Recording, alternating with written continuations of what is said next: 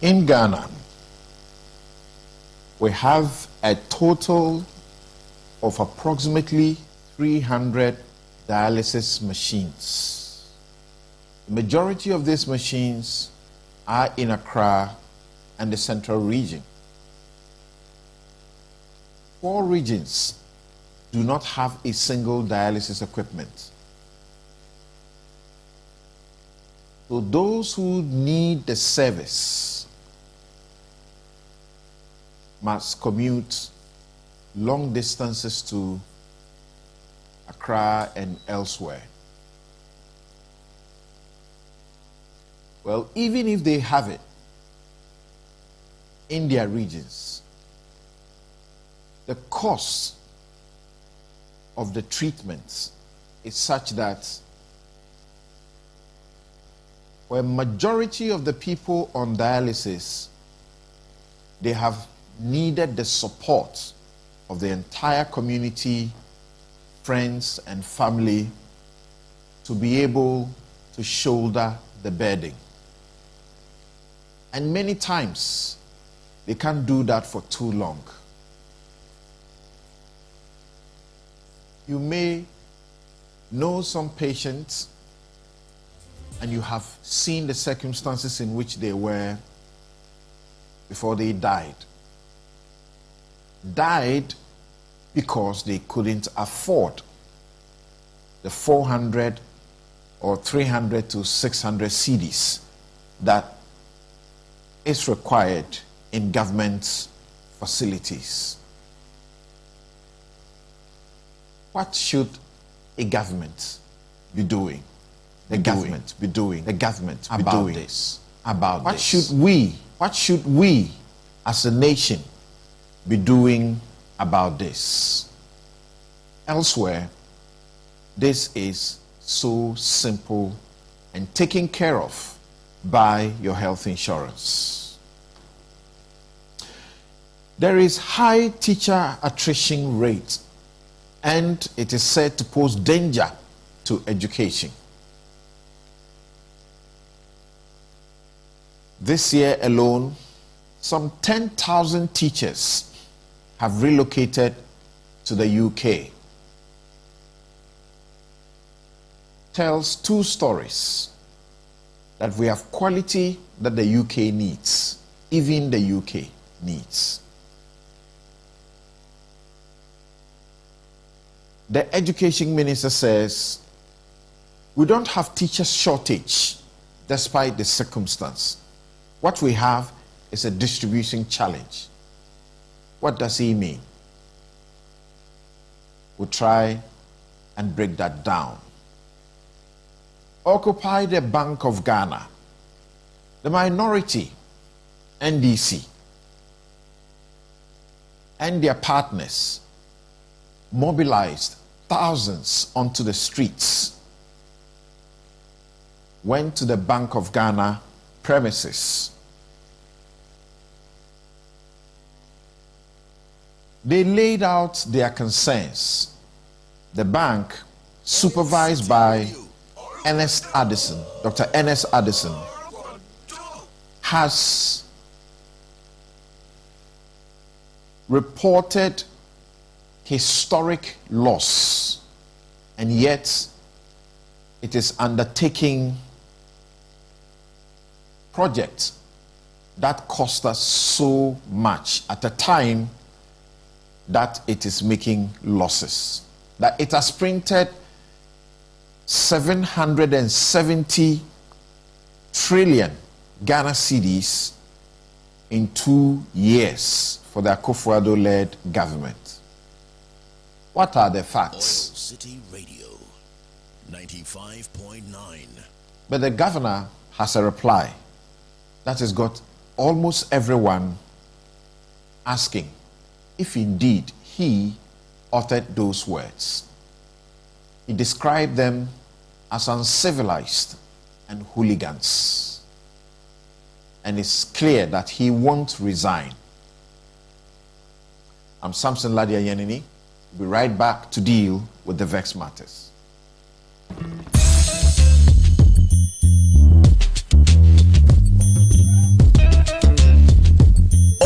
Oilcity Radio.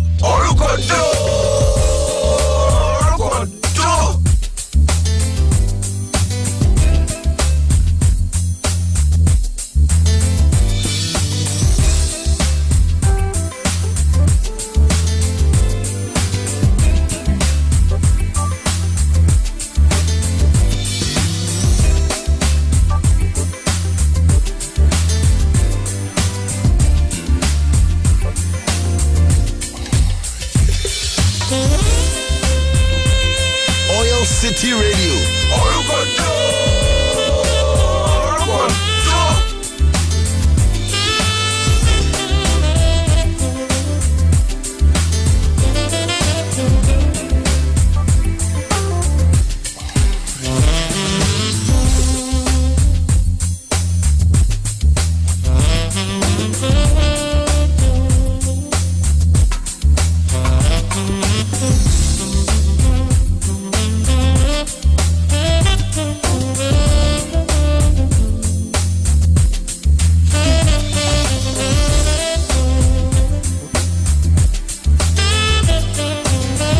Oilcity Radio 95.9.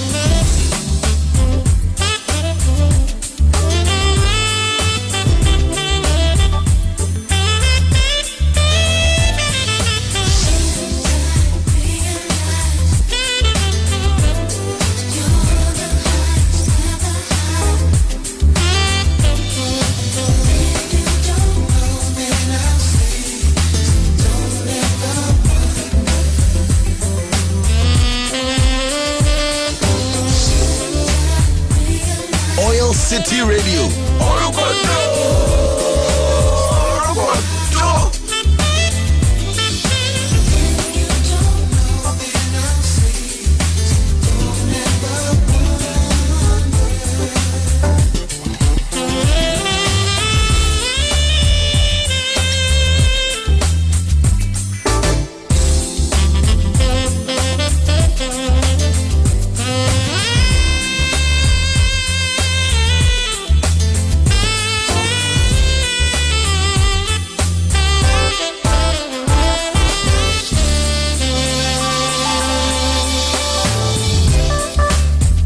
Oilcity Radio 95.9.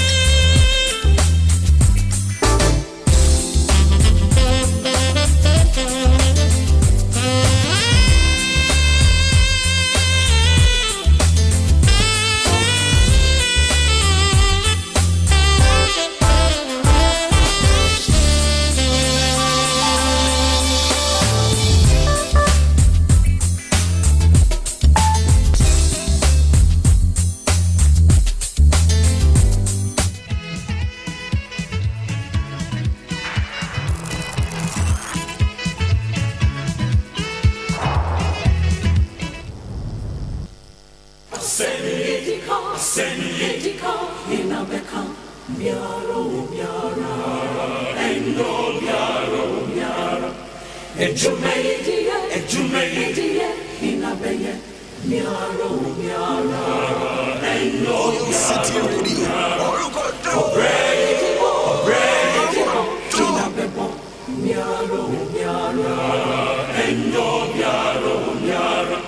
Assembly, Bessini,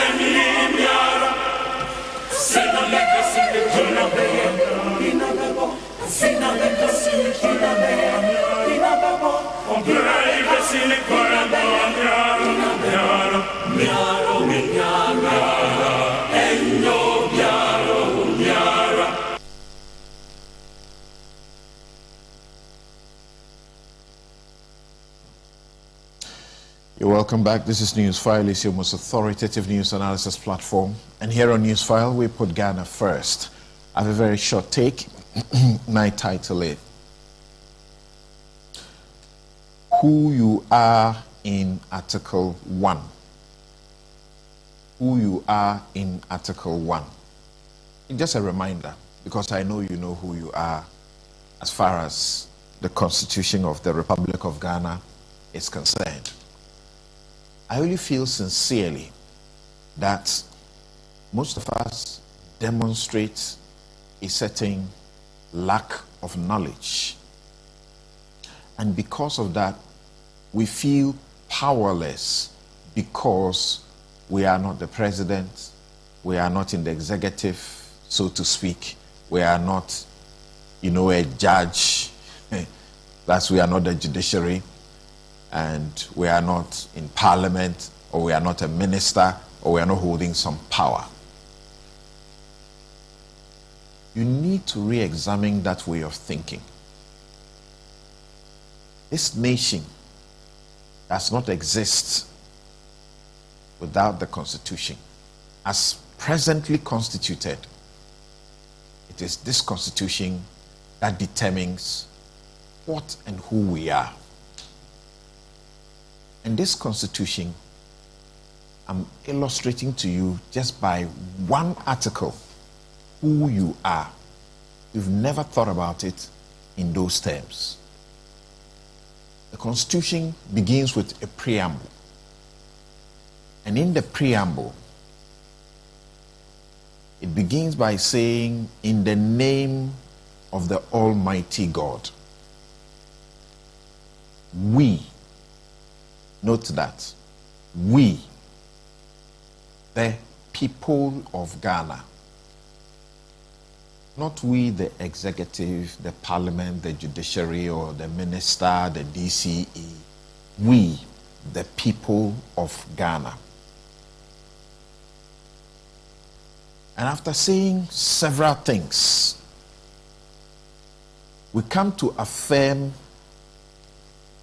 an important central principle. In the preamble, it says, and in solemn declaration and affirmation of our commitment to freedom, justice, probity, and accountability. The principle that, note it, all powers, not some powers, all powers. The power the president wields. You forget that you go to the elections and you make a president. And without you, there will not be somebody called a president. All the powers of government spring from the sovereign will of the people.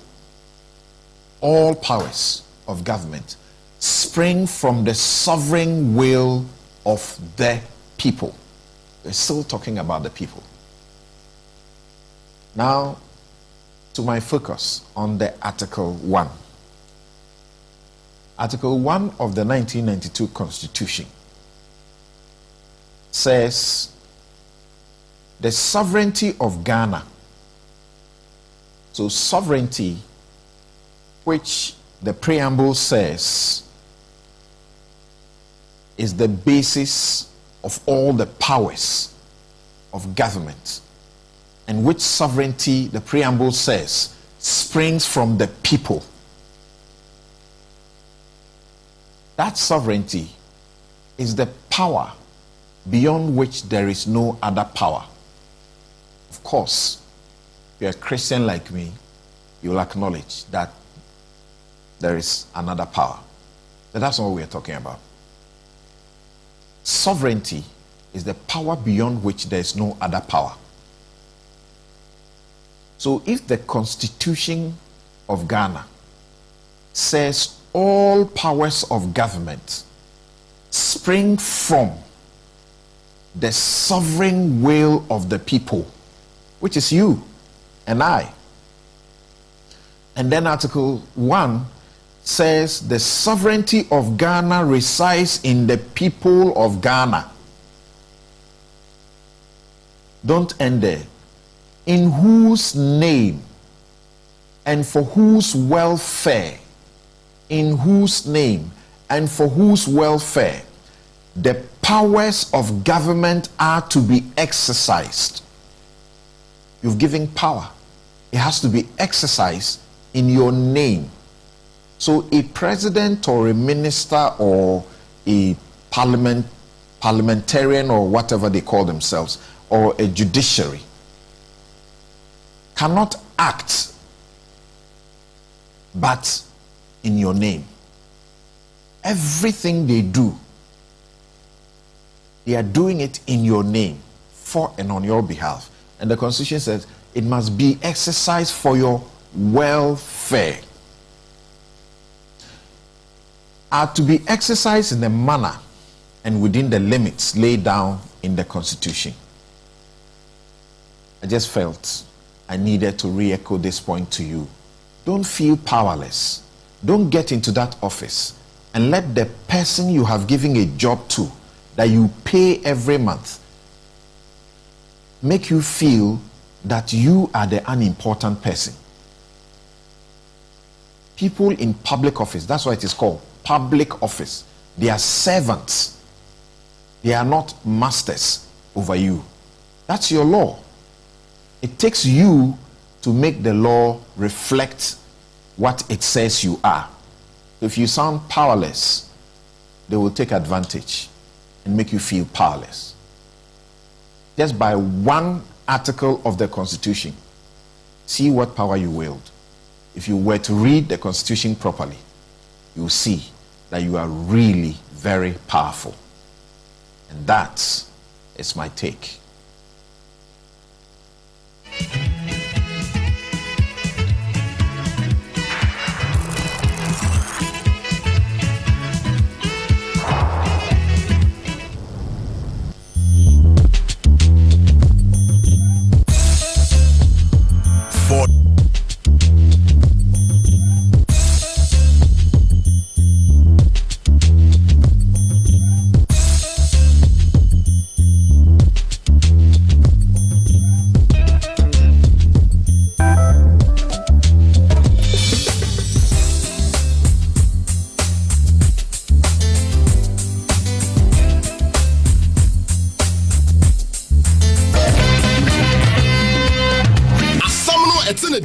Na asamono ehunu den aman your foodry aman your sam ana we are not afraid of copy today or tomorrow. I'm saying that don't trust the NDC. We a vote down to Abada. Don't trust Mahama. Asambeni ma aman your furka na matsimu furu nimno obwebra ana susun ye ben na owum se obandama na waba regional minister to worry them na metropolitan chief executive this to worry them. Fire will burn you a Jumeda Oilcity Radio.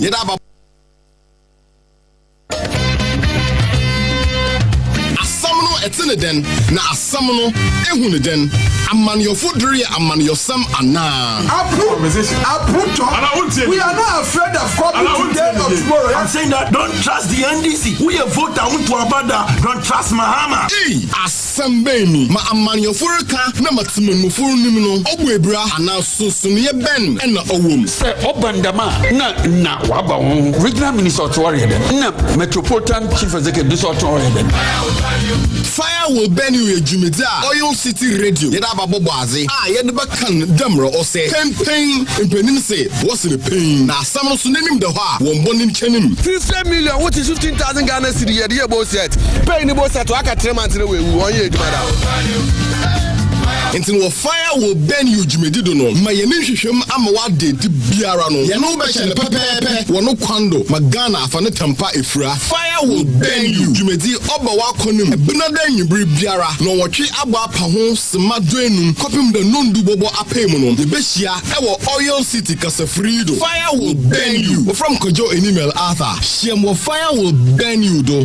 Oilcity Radio 95.9. A brother, you breathe Biara. Asamna for na anyawa fomude demra o man ba pabiara sefata do yeda fire will burn you.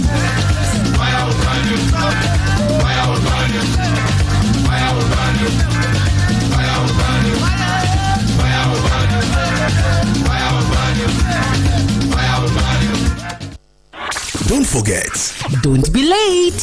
It's from 6 a.m. to 10 a.m. Monday to Friday. Oilcity Breakfast on Oilcity Radio 95.9. Ofi Jordan Sekesifida between 1:15 to 3 p.m. Na Memende Biara between 9 a.m. to 12 midday. Oya Sports Talk. Join us for the best, exclusive, authentic, not the most authoritative sports show where Oilcity are keep you updated in football, boxing, tennis, na mokeka.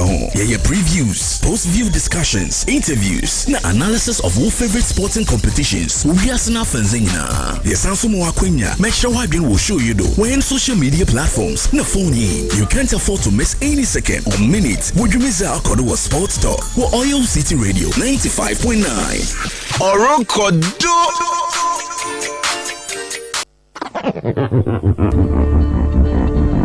Second tackle, are you ready? Oilcity countdown. Oilcity countdown. Oilcity countdown. Counting down to the top 10 songs in Ghana. Hi, my name is Kendrick. Join me this and every Saturday live on Oilcity Radio. It is the Oilcity Countdown. Oilcity Countdown. Into the future with you. I'm not gonna leave you at the end of the road. Them say hustle for the Oilcity Countdown.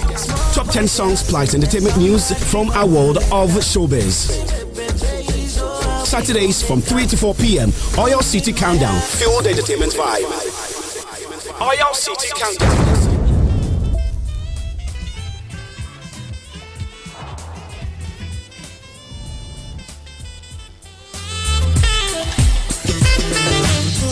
That's clearly a reflection of the disdain and the disregard they have for the Ghanaian people. I mean, how can you choose the over the people who have employed you, over your employers, over the people you are supposed to serve? Is the height of disrespect. I am disrespected. I am offended that he will send the watchman, the gate man, the security man, to come and receive a petition on monetary policy. He says he's a retired wing commander. For a wing commander, his business is flying planes.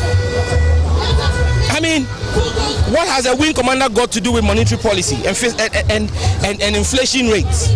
But you see, this is a good indication of where we are. He has called for war. He will get it big time. We all feel very much disrespected, and this speaks to the impunity with which Nana Akufo-Addo and his appointees want to run this country. But we are not handing over our petition to the head of security. It's like somebody wanting to present a petition to Parliament, to the Speaker of Parliament, and the Speaker delegates the Marshal of the head of security of Parliament to come and receive it. It's the height of disrespect.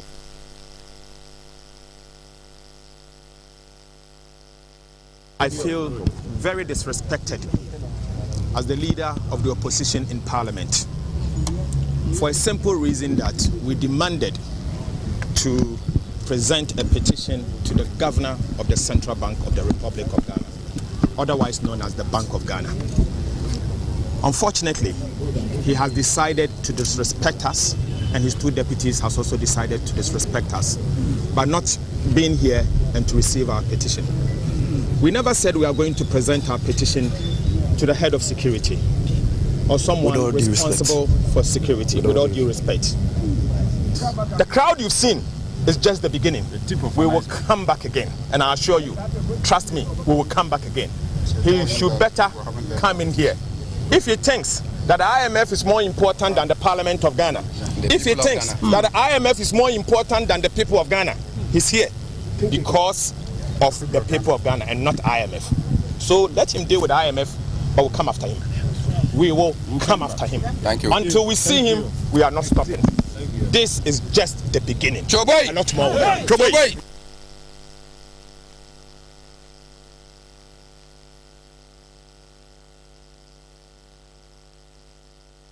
Right. So, for those of you who didn't get the opportunity to follow, we just decided to give you, a bit of, a picture of how the streets looked like. But I'm sure many of you have seen footages that show you the actual size of the demonstration on that day. Thousands just went out there, and there was great luck, even though police was trying to ensure that there was free flow of traffic and everything else. Let me welcome my guest. Doing this first segment of the discussion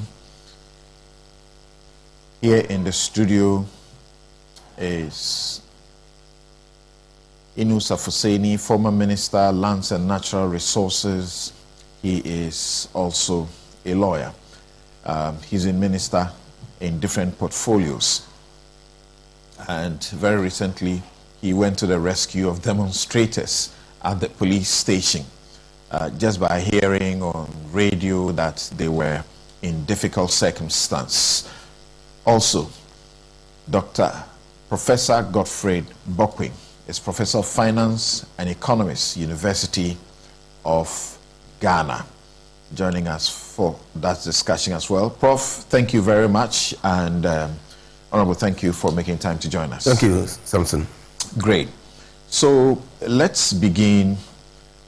Because you were on the ground, let's begin by finding out how you felt. I was following intermittently and then watching you give interviews, how you were excited to be there. I saw these young men who mobbed you. In one of the interviews, they were all over you. Some of them had their arms over you. You're getting old. You shouldn't be getting in there. Yes, something. So first of all, I think I need to thank you so very much for your position on Article 1, which was the prelude.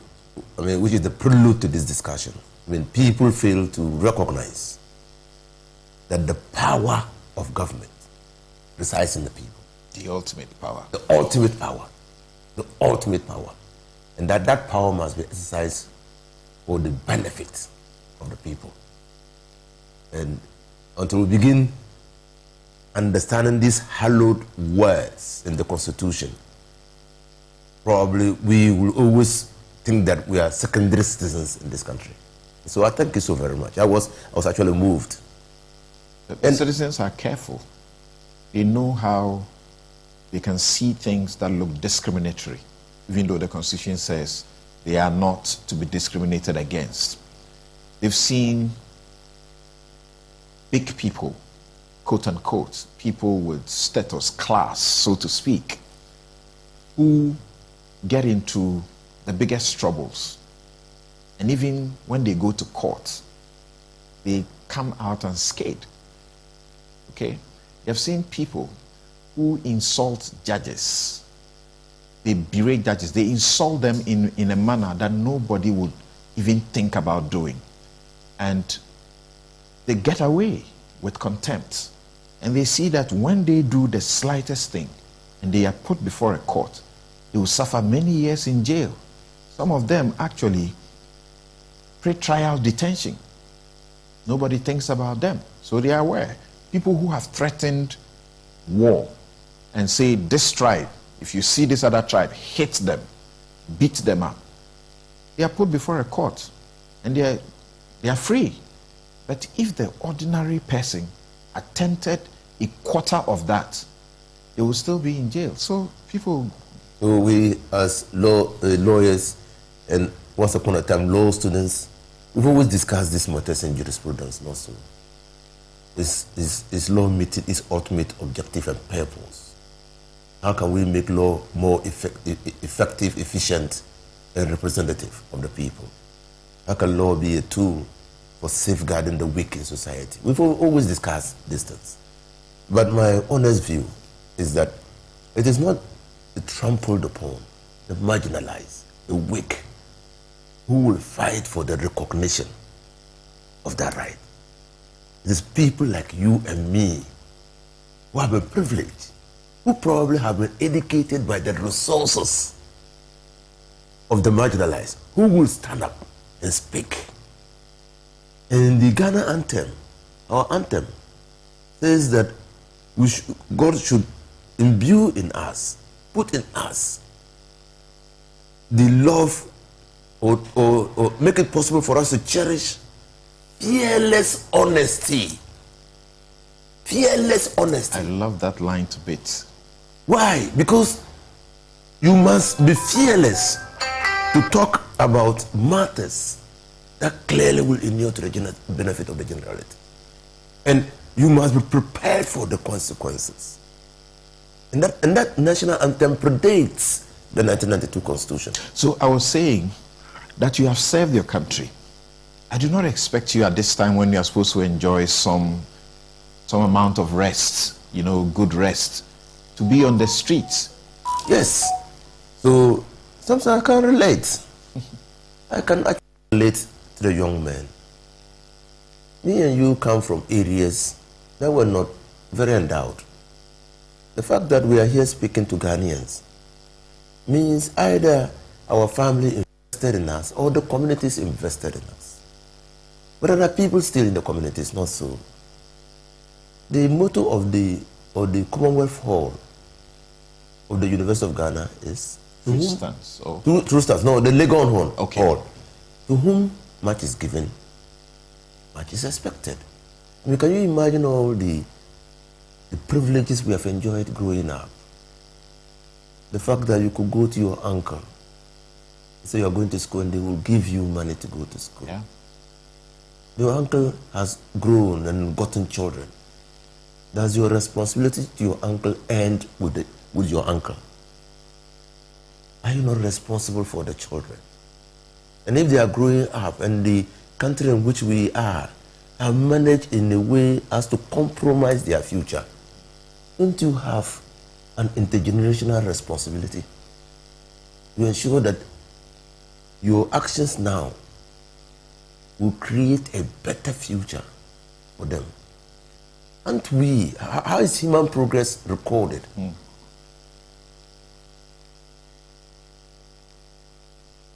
You have children. You pray and hope that even though you've achieved national stardom, your children will achieve African stardom or world stardom. That's how progress is recorded. You can't hope to be better than your children. Then that's retardation.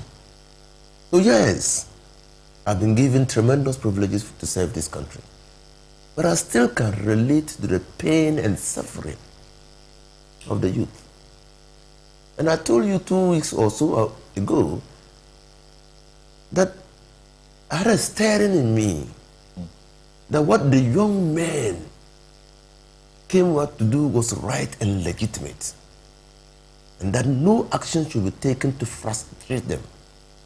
They should be allowed to talk about how they see things and whether the way things are going would better their lives in accordance with Article 1 of the Constitution.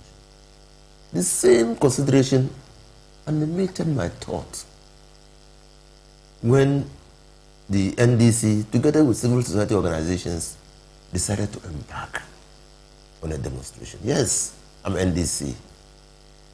But what is the demonstration about? It's about recklessness. We'll talk about what the demonstration is about, the purpose. But that is supposed to be hooliganism on the part of members of parliament, legislators, representatives of the people in parliament who have other civilized avenues to vent the same, plaints. Well, that statement from Addison has been condemned by all right-thinking people, right-minded people. Because you see, we all know, and your listeners know, that the demonstration was made possible by Article 21 of the Constitution. Article 21(1)(d). D of the Constitution. Right. Now, and so that is a legitimate basis for the demonstration. And we all know that Article 33, even if Article 21 was not in the Constitution, Article 33... Article 21(1)(d) of the Constitution 1992 is about general fundamental freedoms. 1D says all persons shall have the right to freedom of assembly, including freedom to take part in processions and demonstrations. Please go ahead. So that was the basis from that. Now, to say that that's hooliganism is to challenge the premise upon which that right has been granted to Ghanaians. Guaranteed to Ghanaians. Guaranteed, actually. Thank you. So again, you have bring me back to the philosophical discussions that animated the halls of University of Ghana. Well, so guaranteed. It's guaranteed. So it's a recognition that that right must exist, and the Constitution guarantees that. So to say that that's hooliganism is to attack Article 21 of the Constitution, Article 21(1)(d) of the Constitution. And there is a way of attacking provisions of the Constitution. You sponsor an amendment to change it. That's what you do. I mean, if you don't sponsor an amendment to change it, that provision becomes part of the worldview that Ghanaians, our founding fathers, thought that the people of Ghana should be guaranteed those rights. Now, two, let's look at the de facto reality. From the Obra Square to the intersection between the courts and the Ghana lotteries and Shiraj, where we ended the demonstration, there was not a single incident of lawlessness.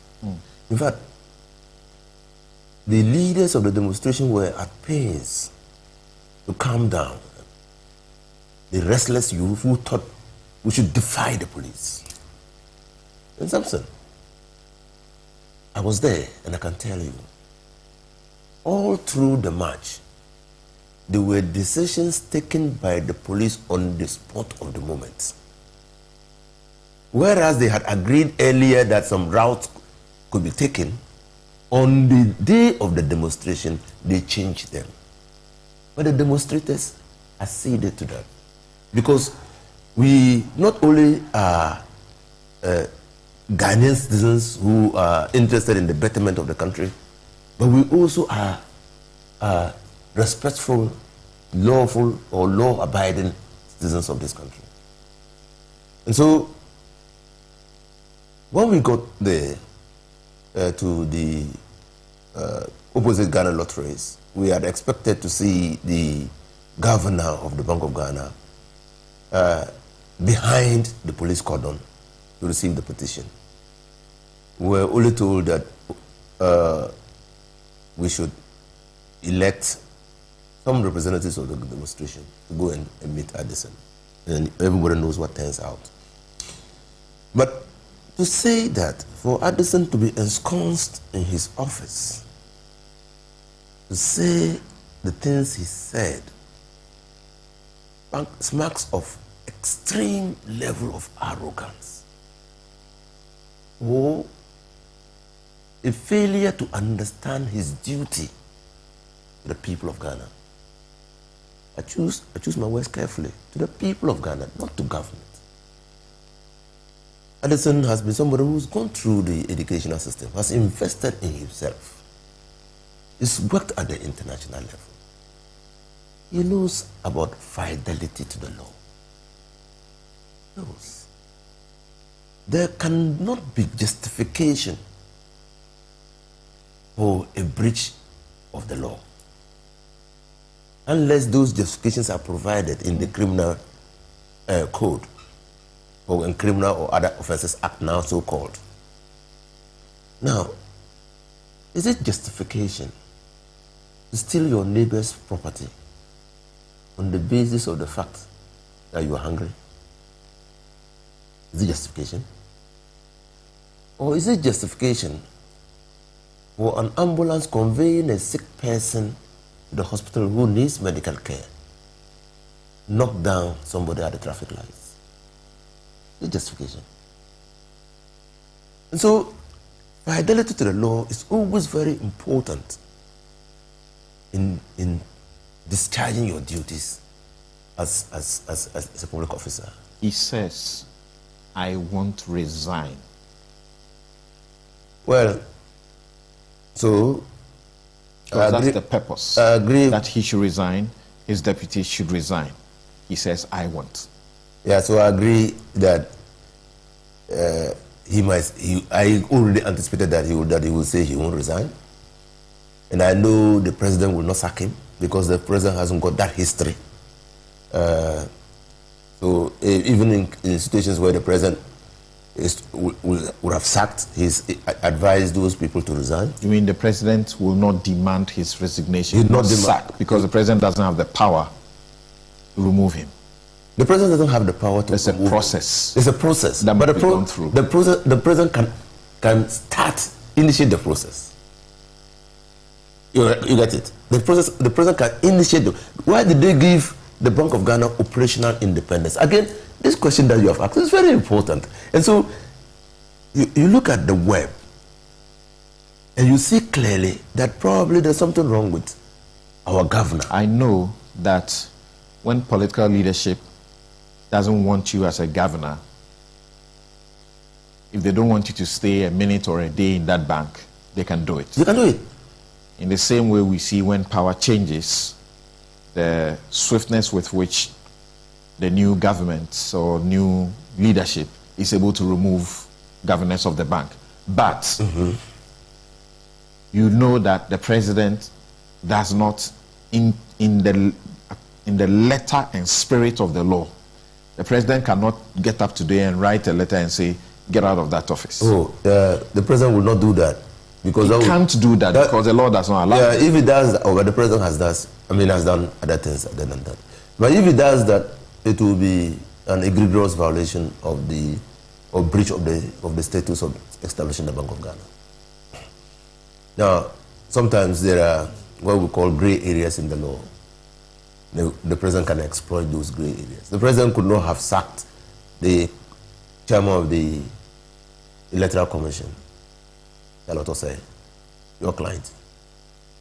But there was a way. So she was not my client. Who was the client? I took a constitutional interpretive issue. Oh, she was going to be a beneficiary of that. Acting as she would have been a beneficiary of that. But she was not my client. Okay, she didn't pay. Kokubako. Kokubako was the client. Okay, so you see, he didn't take a direct route to sacking Charlotte Osei. But Charlotte Osei, the end result was that Charlotte Osei had to go. Okay. The president has since received numerous petitions from Ghanaians. And you have said consistently that a violation of the constitution that demands the declaration of assets within a certain period of time cannot be excusable.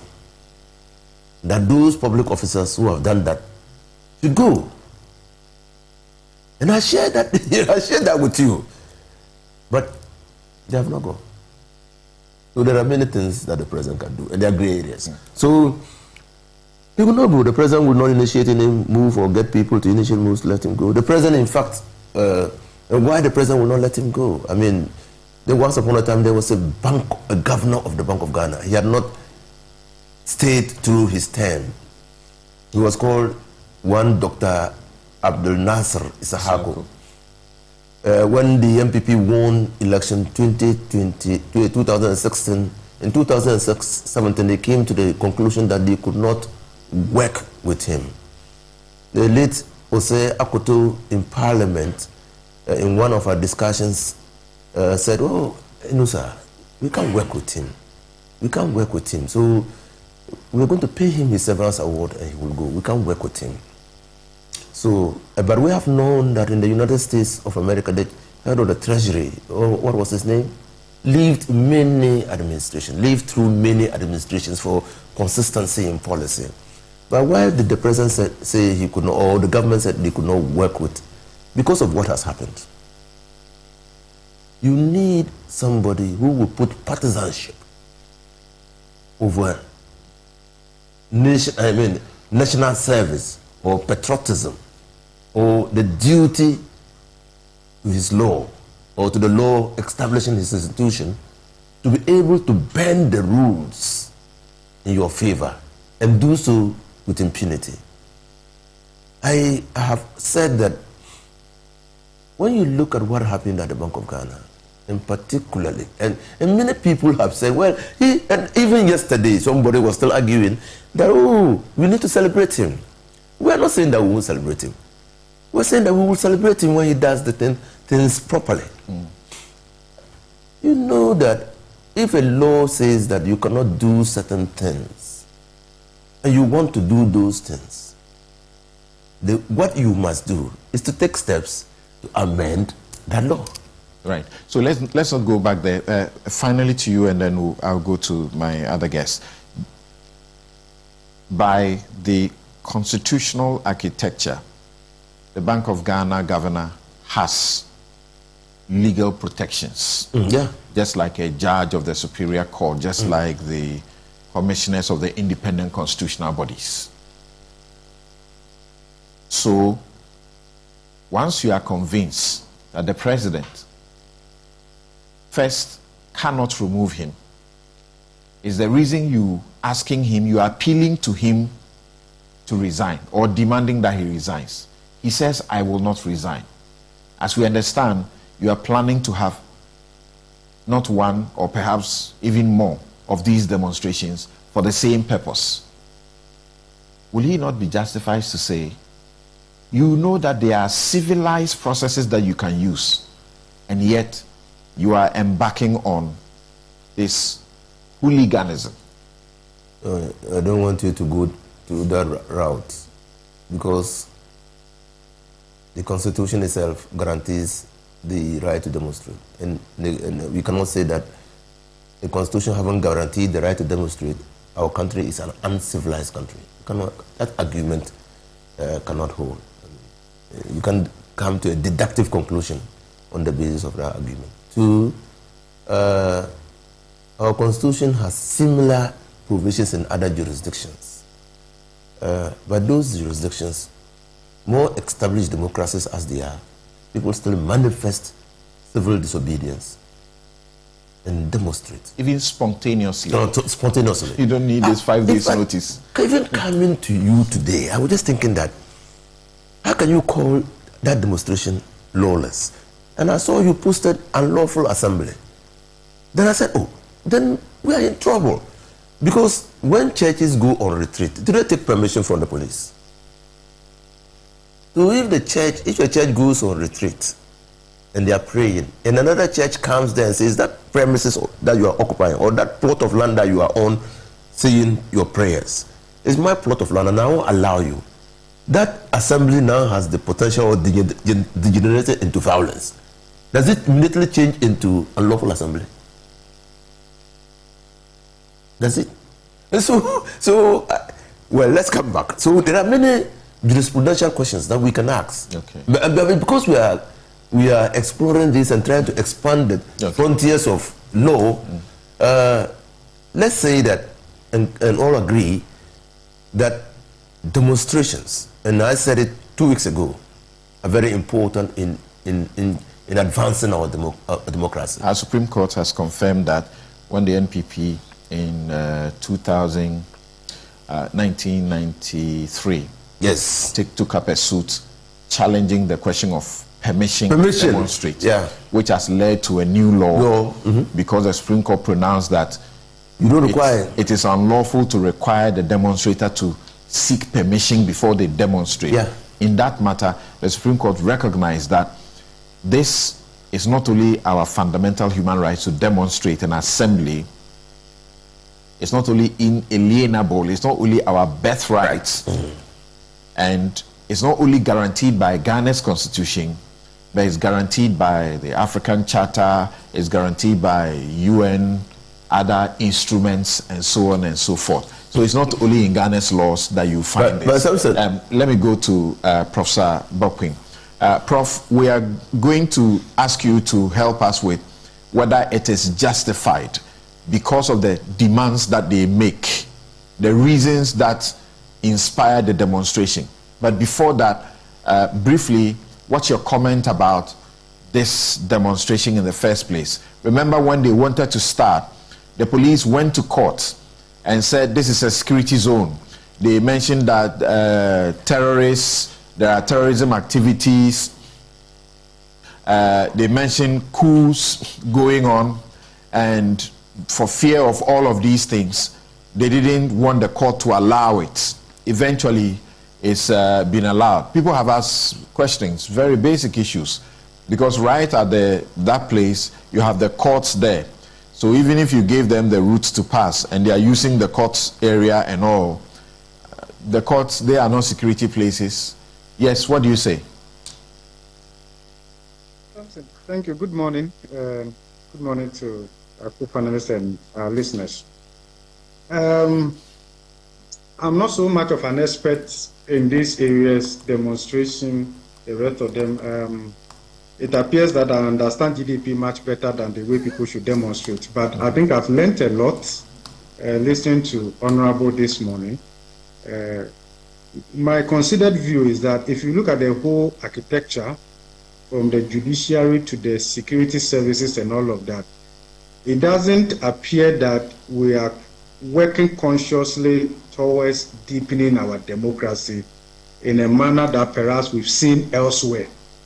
Okay, and therefore, and part of this also is the fact that, and you also see it playing out with the way Bank of Ghana has been behaving, that there's a certain submissiveness to the political party in power, or the government in power, much to the detriment of the common good.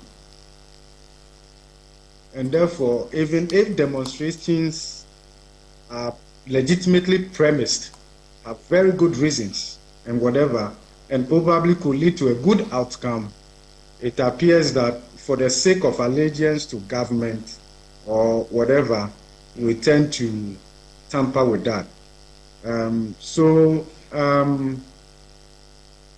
I had said before that in a very serious country, maybe the governor of Bank of Ghana would have resigned long ago. It doesn't have to take a demonstration. And because, so if you look at, and I'm saying this because something over the years or over the decades, in fact, since 1992, part of the macroeconomic instability we have seen in this country has largely also been supported by the central bank through accommodating monetary stand, which ultimately enables the political economy or the fiscal side to actually be reckless. To that extent, the checks and balances that one would have expected to come from the central bank. And it's for this reason that over the years, as a country, we've worked hard to generate the operational independence of the central bank. And I want to believe that the central bank, the Supreme Court would equally affirm the operational independence of the central bank, because as a horizontal accountability institution, it's good for our democracy. And therefore, whoever presides over the affairs of the central bank would have to be mindful of the fact that they are there first to protect the institutional independence. Under this circumstance, we've seen Bank of Ghana not playing that role effectively. I could give you a little bit of statistics just to put this within context, so that as we reform going forward, we build forward better. Because what we are discussing here is not peculiar to only this regime.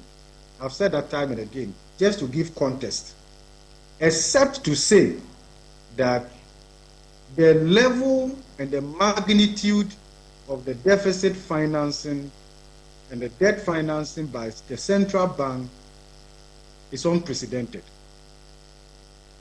and shouldn't have reached that level also. We can debate that.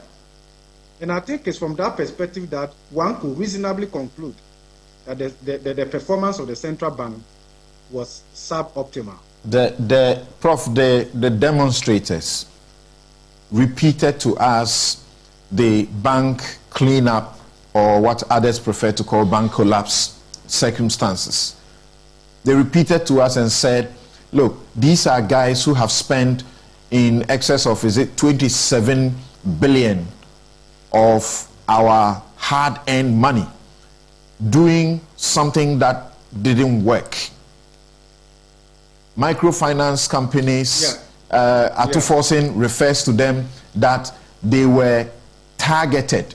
According to what he had to say, he said these companies were targeted and collapsed by these leaders. 426 microfinance companies, he said, linked to the NDC were collapsed under this thing. And that the expenditure we made is part of the reason our economy couldn't take the shock when the world began to suffer some of the problems that it suffered. Some of you, the experts, were on our platforms explaining to the citizens why these measures were good measures. So are there reasons, the best reasons for the demonstration, before we come to the laws and the headquarters building? Yeah, something. This is an interesting question. I had held a view before, and I still stand by that the financial sector cleanup was necessary. And I had maintained, even on this platform before, that the vulnerabilities that crystallized towards the end of 2016, running to 2017, which occasioned the financial sector cleanup, had started way back towards the end of 2011. The data is clear. Non-performing loans and all of that. We had maintained that the first asset quality review that was done 2015 clearly had indicated vulnerabilities in the financial sector. The decisive responsiveness didn't come the way it should. You can go through the IMF supported programs, the 16th IMF supported program from April 3, 2015 to April 2019. That is clear. So we were of the view, and I supported the central bank, that a certain level of cleanup needed to be done in order to reposition the financial sector to make it a bit more robust to support economic growth. That's clear. However, we have also said that given the amount of money that had been spent and the lack of transparency in the financial sector, cleanup raises questions. And we have maintained that this should independently be investigated. That it cannot be that we didn't, Bank of Ghana should have presented overall plan and how much it was going to cost the ordinary Ghanaian. Transparency, full disclosure. We saw what happened in the case of the US in the run-up in their financial sector cleanup, the global financial crisis, the relationship between the US Fed, Congress, and all of that. That should not be lost on us. And I think that, yes, if you look at how much we have spent, the lack of disclosure and transparency and all of that, clearly it raises questions about the financial sector cleanup. We will not run away from that now. And we've made that known. And I want to believe that, and also, you see, there are other things that are coming up now that wasn't visibly maybe available then, in terms of politically connected businesses or financial institutions within the sector and how they were treated relative to others and the rest of them. I think we should all be bold enough to say we shouldn't have gone that way. That businesses should be allowed to thrive regardless of which regime is in power. I think that is very clear. And I think we are not running away from that. I think, and the fact that we also supported the financial sector cleanup, yes, but the form and the ultimate cost to the Ghanaian certainly raises questions. And we've made that known long ago. Right. So if we move away from that point that that expenditure of 27, now we hear sometimes going to about 30 billion, which we have instituted a levy that I don't know how much of that levy can repay that money. If we move from there, and the fact that that led to weakening, if you like, call it the economic shock absorbers, and because of that, when the world situation came, we became so vulnerable, and that's why we are feeling it the way we feel. They are saying, and they have explained, that the historic loss that has been made at the Bank of Ghana, I've forgotten what the percentage is, you clearly should have it at your fingertip, was expenditure 60.8 billion cedis. That the chunk of the expenditure went to the DDEP, which is for us to help a recovery, to help recover the economy. So on that basis, would you say that such a demand is justified, that he and his governor should resign? I think the explanation of Bank of Ghana doesn't stand. I take exception to that. This is how I'm looking at it. We had crisis. Of course, before COVID-19, before Russia, Ukraine, there was clear evidence that the country's fiscal vulnerability was very high. It was clear. Just to give context, Ghana officially entered a high-risk debt distress category in 2014. As part of so when the government in 2014, actually it was on August 6, 2014, when the government made a call to the IMF for our 16th IMF supported program, which kicked in from April 3, 2015 to April 2019. One of the drivers was debt unsustainability. So the IMF supported program then had as part of the objectives to restore debt sustainability, among other objectives. When we exited that IMF supported program in 2019, we still could not achieve debt sustainability. We were still a high risk of debt distress. as a medium debt carrying country. We were still at that point. Now, from the end of 2019, internal debt sustainability analysis done by Ministry of Finance itself had similar conclusion that our public debt was unsustainable, even before COVID, even before Russia, Ukraine. So the pre-existing vulnerabilities were there. Great. COVID came, and in the wisdom of Parliament, they felt the need to suspend the Fiscal Responsibility Act because the Act had imposed a limit in terms of the level of fiscal deficit that could be created at 5% of GDP. Now, Bank of Ghana, my considered view, I'm not a lawyer, is that could not have used the mere suspension of the Fiscal Responsibility Act as a basis to disregard its own act that imposed a limit on deficit financing to the tune of 5% of government's previous year's fiscal revenue. I don't think so. And that is why I say that that explanation from the central bank cannot be appropriately placed in here. Now, the reason I'm saying so. Hello?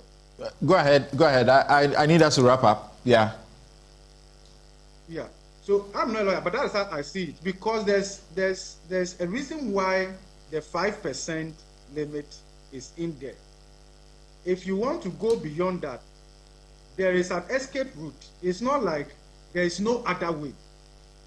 The lack of transparency, the lack of disclosure surrounding this whole deficit financing, even at a time when it was largely a public information that the central bank was printing money, financing the deficit, this was denied. But Prof, the way we have designed our central but Prof, when Dr. Kaysel Ato-Forsyth says they have printed money to the tune of 770 trillion in 2 years, is that fact? No, I'm not too sure the minority leader was talking about 700 trillion because probably I know that the deficit financing or net claims on the government, including overdraft and the rest of them, as at the end of 2022 was 77.6 billion cedis. So billion, not trillion. Yes, okay. 77.6 billion cedis. That was the amount. If you express this as a percentage of government previous year's total fiscal revenue, that was way in excess of the 5% limit. Okay. But something, this is a real issue. And why, and I think Honorable in your studio also talked about that, why politicians would almost always prefer somebody they can manipulate to be at the central bank. Something, look at it this way. Between 2008 and then 2012, the level of deficit financing by our central bank went up by more than 600%. In 2012, which was an election year, the level of deficit financing, at that time, the Bank of Ghana Act only allowed 10%. And this 10% is what has been reduced to 5%, even though under an IMF arrangement, we brought ourselves to zero financing. The level of financing, according to our current vice president, when he was in opposition, was more than 45% in 2012, when the limit was 10%. In 2013, the level of deficit financing was around 36%, when it was supposed to be 10%. Now, it was this that created the inflationary pressures and the debt-induced macroeconomic instability that took us to the 16th IMF supported program. The response of the IMF was that, given the deficit financing, the unexpected inflationary expectations could no longer be unexpected. So one of the program objectives was to eliminate the fiscal dominance of monetary policy. We went through that. Okay. We are back to the same point now, right? Now, if you look at what we are talking about here, the level of the deficit financing is unprecedented. So much to the extent that we have actually reduced the balance sheet of the central bank to nothing, a huge negative. Look, we should bear in mind that when the central bank's balance sheet is rendered worthless, the way we see it here, it undermines the moral legitimacy of the central bank in monetary policy conduct and regulation. It also signals to the market that the central bank in its attempt to claw back would likely be aggressive with fines, and with a little infraction you'll be imposed with fines, because the central bank needs to make money to repair its balance sheet. Okay. Prof, thank you very much for your time. Just in 30 seconds before you leave us, what will change if these officers were left the bank? Well, it is my considered view that there should be consequences. Otherwise, as a country, we can't move forward. There should be consequences. What we are talking about here is unprecedented, and I think that I've given you data across the two main. It's unprecedented parties. In extraordinary world economic situations. No, that's what they are telling you. You can see relativity. You can see marginality. It should not be the case that we are in this solely because of the external shocks. Okay. You can check Ghana's inflation across other countries. You can check the public debt data. You can check level of financing across even our peers and the rest of them. So it's a very lazy way of saying that everything is external. No. All right. We also don't discount the external impact.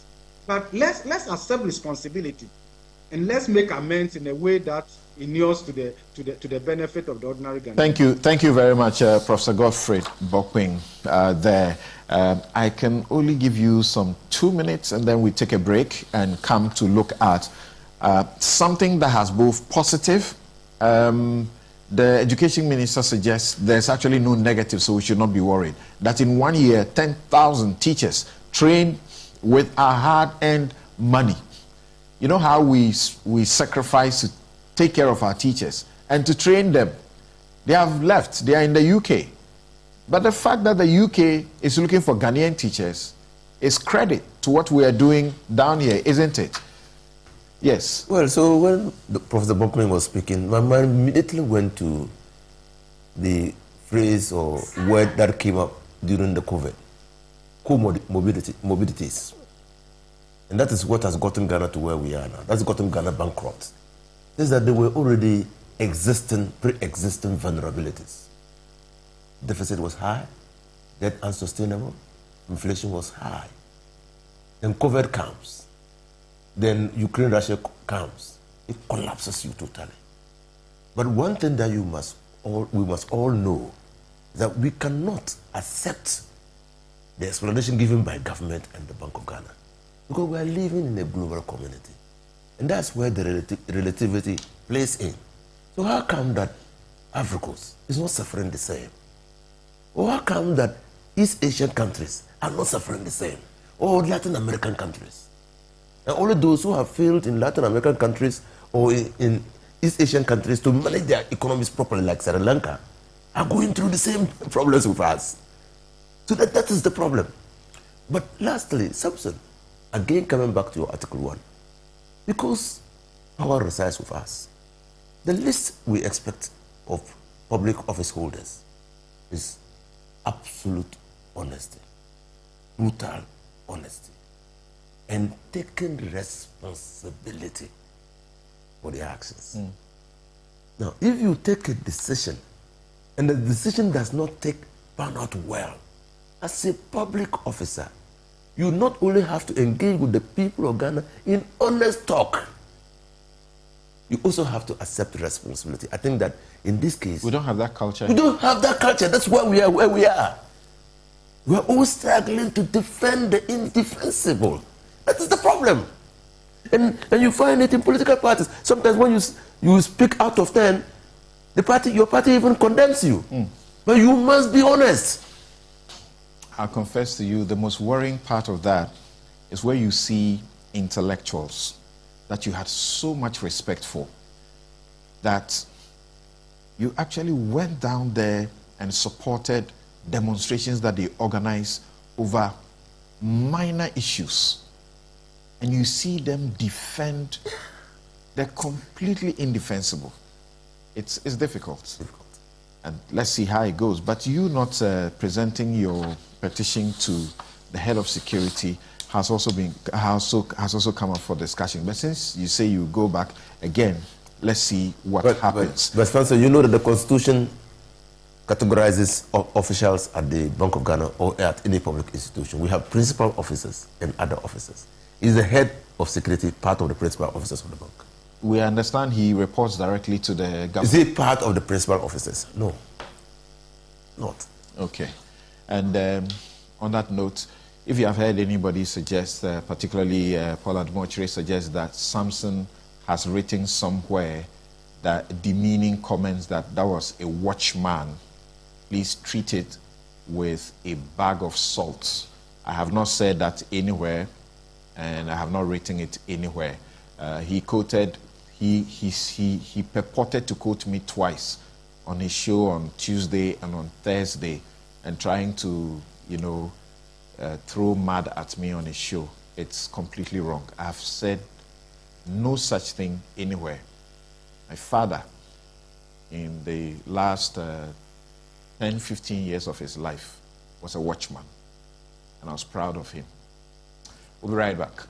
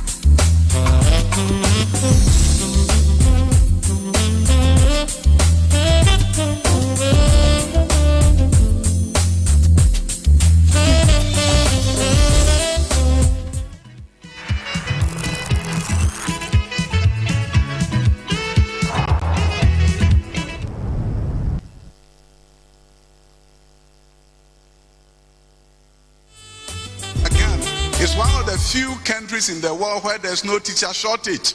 We have a deployment challenge. We have so many people waiting in the wings to come and teach. You may go to an urban classroom where there are 2 teachers in the classroom, and you go to Sabsugu and we have a shortage.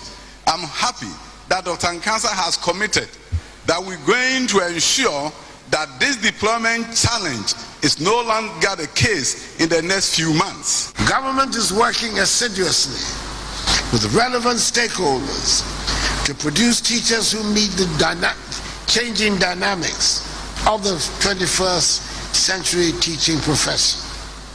The Ministry of Education, through the National Teaching Council, NTC, has been empowered to implement policies and programs at both the pre-service and in-service level to ensure that Ghana continues to produce and maintain the quality teachers we need in the education transformation agenda.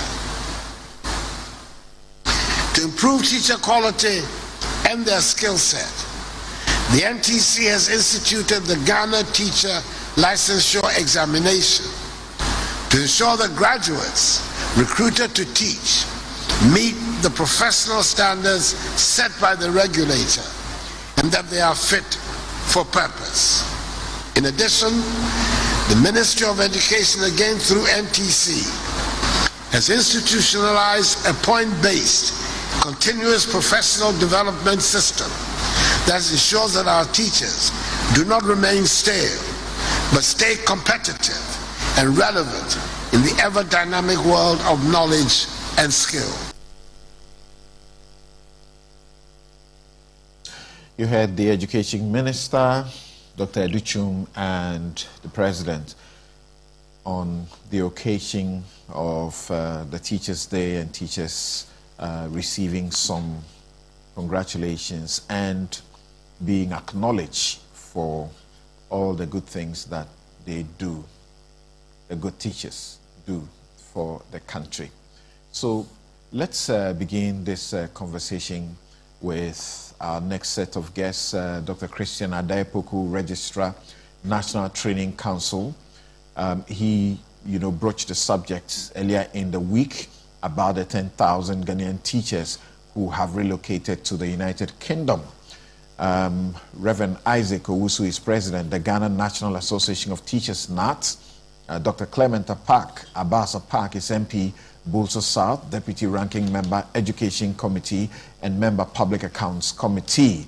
And Richard Anyagba is the with the New Patriotic Party, heading their communications. Thank you very much, gentlemen, for making the time to join us. And let me first go to Dr. Adaipoku. Doc, good morning. Thanks for joining us. Good morning, and greetings to your panelists and then entire Ghanaians, especially teachers of Ghana who are working so hard to train the minds of our future. Right. And forgive my asking this question in the way I'm going to ask you now. That you must feel a sense of pride that teachers trained in Ghana are hot cake in the UK. You don't? Oh, I am something. If I'm to go back to the statement I made on last Tuesday, I made it clear that in the past 5 to 7 years, government has instituted a number of policies to ensure that the quality of teaching is improved in Ghana. This includes the reform of the teacher education curriculum framework that we used to have, improving it and bringing it to 21st century teaching and learning process, establishing teachers standards, bringing about continuous professional development, which is so crucial to Ghanaians because a teacher's knowledge must be updated continuously to be in tandem with modern trends of teaching and learning. Among other interventions government put in place to ensure that the quality of teachers is improved. It is based on this that in January last year, no, this year, early this year, we had a visitation from Department for Education in the UK. They came to study our system to be sure that Ghana actually is training teachers to the standard that's globally accepted. And after going through our system, going through interviews with some of the leadership of Methodist Teaching Council and other stakeholders in education, they concluded that Ghana is producing teachers of high quality based on the licensure exam, the National Teacher Standards, and so on and so forth. And so Ghana plus 3 other countries in Africa were exempted from the rigor of approval of qualified teacher status in the UK. That is, to be very specific, Ghana, Nigeria, South Africa, and Zimbabwe. If you're a teacher in these countries and you want to teach in the UK, the normal rigorous nature of assessment that you need to go through to get qualified teacher status, you don't go through that now because it's expected that you have gone through a lot here in your country and therefore you qualify to teach in the UK. Right. But based on this, they opened up to Ghanaian teachers, and a lot of agencies are across the country recruiting teachers. Right. I must clarify here something that the statement I made was that the data we have, 16,000 people have so far applied for qualified teacher status in the UK. Out of that, 10,000 have been issued. But that is not to say that all the 10,000 have left. So some have left, some are still in the process, some may go, some may not go. But they have been given qualified teacher status. Right. Whatever the circumstance, this clearly, in this situation, is a danger, isn't it? How many teachers is a country training yearly? And if on the average, we're beginning to see such flights of teachers, then say even half of this number is going to leave the country every year, then we have a problem on our hands, don't we? Just like the issue with the brain drain as far as doctors and nurses are concerned. Well, it is not as alarming as you think. But all the same, I won't say that it is not a challenge. It is. But it's not as alarming as we are seeing it. On average, we are turning out about 30,000 teachers who pass licensure examinations every year. And it is not everybody that is absorbed by the Ghana Education Service. And so we still have a lot there who will be able to replace those who may leave. But the challenge is, if they are leaving, sometimes you get experienced teachers leaving, and you need to bring people, train them to be able to get to the level that these people might have been. But all in all, it is not. There is no teacher shortage in Ghana as of now because there is. You said, Doc, you said this was a looming danger that ought to be kept. So what is it? Yes, the looming danger here is the experienced teachers who are leaving. And that is our worry, that experienced teachers are leaving. And if experienced teachers are leaving, and the nation is spending so much in the training of teachers, and we are not getting anything from them, then it becomes a challenge. So the conversation at the symposium was, how does government earn or get a yield from this attrition? Because we are training a lot of teachers in the country. We are not able to absorb them. Of course, we want to see some of them go. That's fine. But we are investing so much in these people. And when they are going, we are not getting anything from them. So the conclusion at that time was maybe government-to-government collaboration to make sure that some people are taxed for leaving after we have spent our money to train them. But the danger here is getting some experienced teachers leaving the system. All right. Please hold on, don't move yet. I will return to you. And I'd like to now go to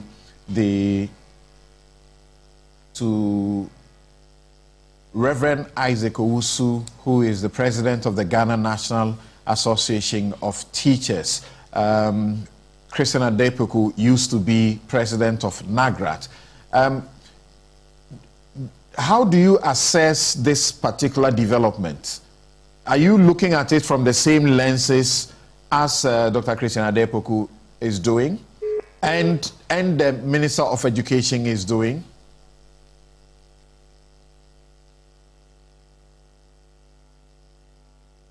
Hello, Reverend Isaac Owusu. Oh, I understand we just lost him. Let's get him back quickly because we need him to give us his perspective because he is leading the Association of Teachers. And we want to feel what is it that is driving them. That's also important to know. Yes, Reverend Isaac Owusu. Samson, good morning. Good morning. Good morning. And thank you, teachers. Thank you very much. God bless you for what you do for us. Well, let me say a very good morning to my teachers in the country.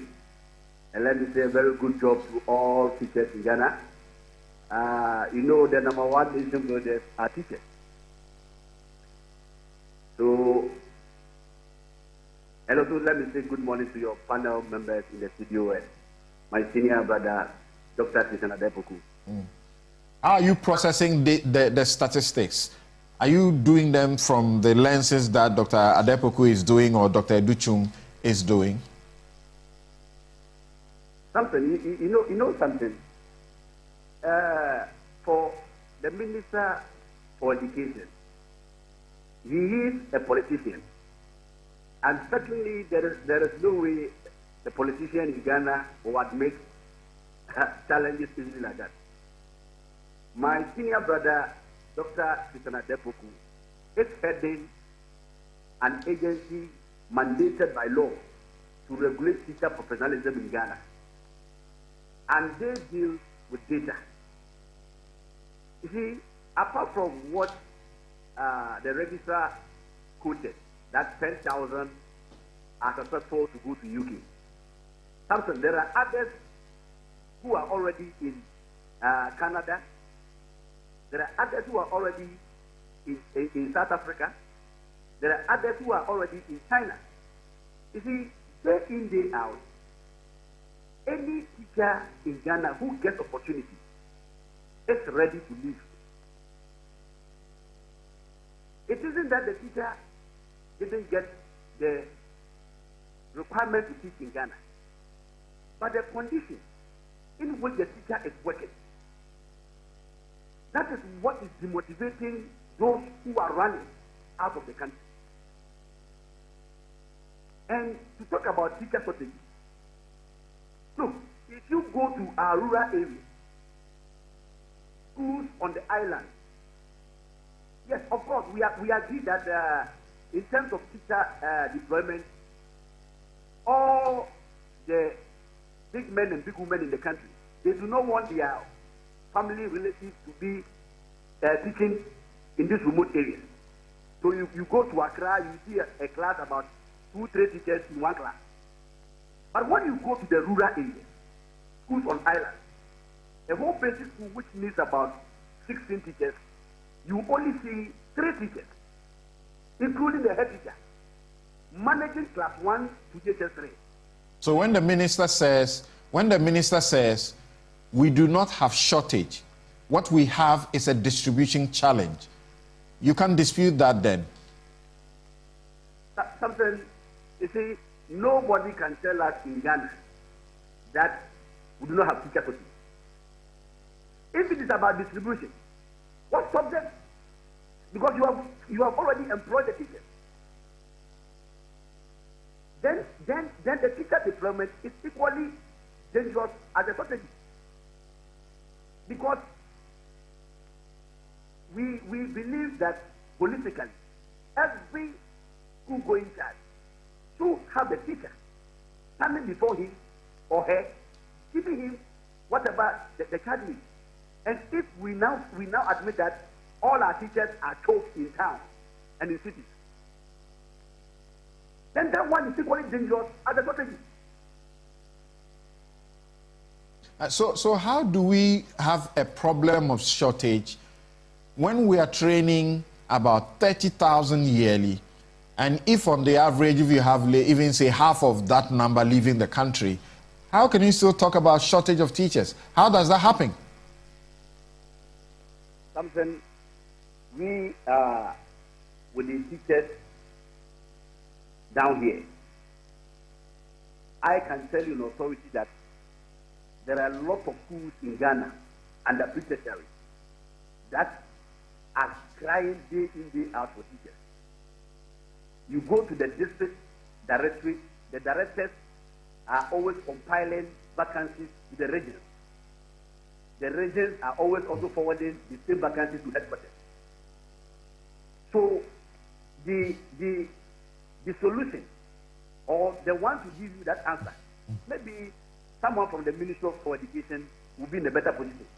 But what we know as union is that there are a lot of classrooms that is begging for teachers. If indeed we have a lot of teachers in Ghana, then government should open up and recruit these teachers and fill the vacancy. Then we can work off that the Ghana, we don't have any such problem. If we have them, what are they doing? If we have people have passed through training colleges, they have passed through universities, and they are at home, you count them as teachers. Presently, what we know is that there are a lot of classrooms that is begging for teachers. And the conditions in which the current teachers are working in is not best.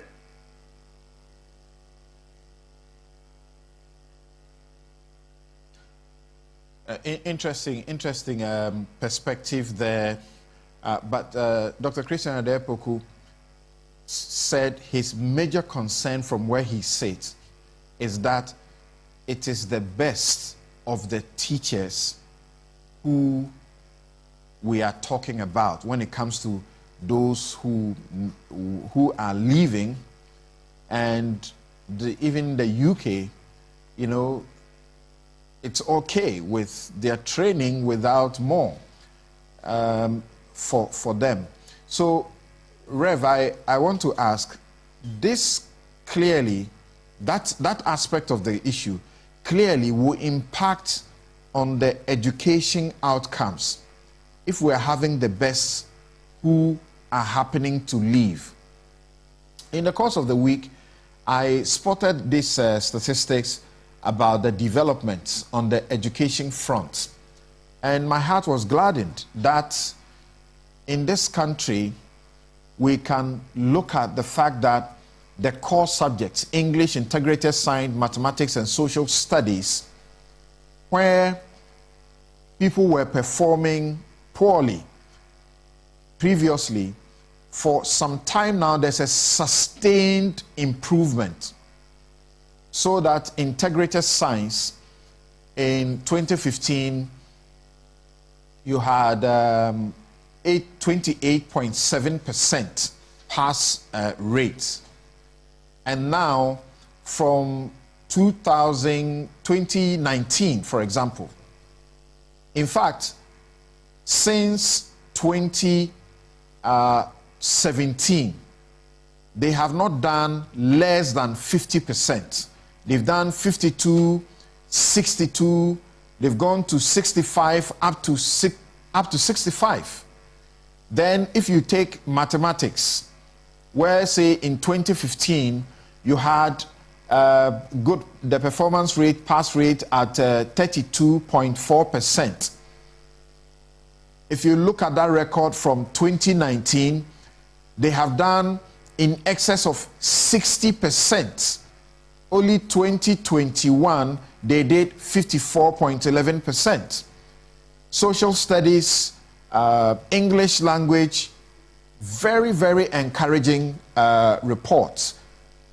If this trained, experienced hands are leaving, then that is the major problem we must be dealing with. Agree? Exactly, something. You see, when you look at the outcome of the teachers' work, it is clear that Ghanaian teachers are really doing well. But the income that comes to the teacher is one that is demotivating him or her to go to UK. The teacher, let me recommend and let me acknowledge NTC for the what they are doing in terms of the teacher professionalism. But one thing that it has not come to their attention is that, yes, the policies you are bringing, the reform is good. But the income that is coming to the teacher Because if I have now globally, I can teach anywhere, and I see a colleague in China who within 2 years has been able to at least have a car of his own or her own, has a two-bedroom to lay his or her head. And I have done close to 15 years in Ghana. I do not even own a bicycle. Certainly, if I get the opportunity, sometimes I will leave.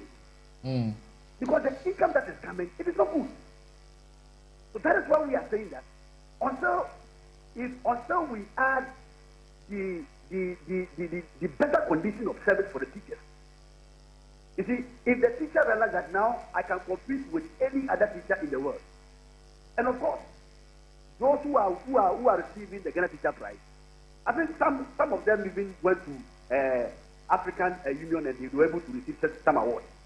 It shows just us that yes, the policy formulators and the employers, what they should think about that, yes, once we are bringing this globalization standardized, then we should also make sure that we have equal income that will not even deter the teacher from even thinking of traveling outside the country. Okay, thank you. Hold it, Reverend Isaac, so hold it on there for me. I return to ask what are the specifics from where you sit as president of NAT that is lacking, and what can be done to improve that situation.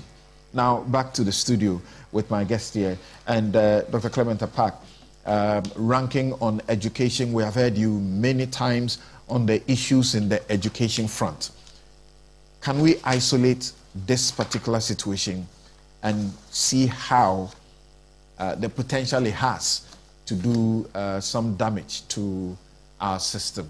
And as we saw, these experiences are the reason why 2020, 2021, 2022, the free SHS graduates, the only years in the past 8 years that more than 50% of the candidates have obtained A1 to A6 in all core subjects. What they need in the core grades for a student to qualify for admission into tertiary institution is A1 to A6.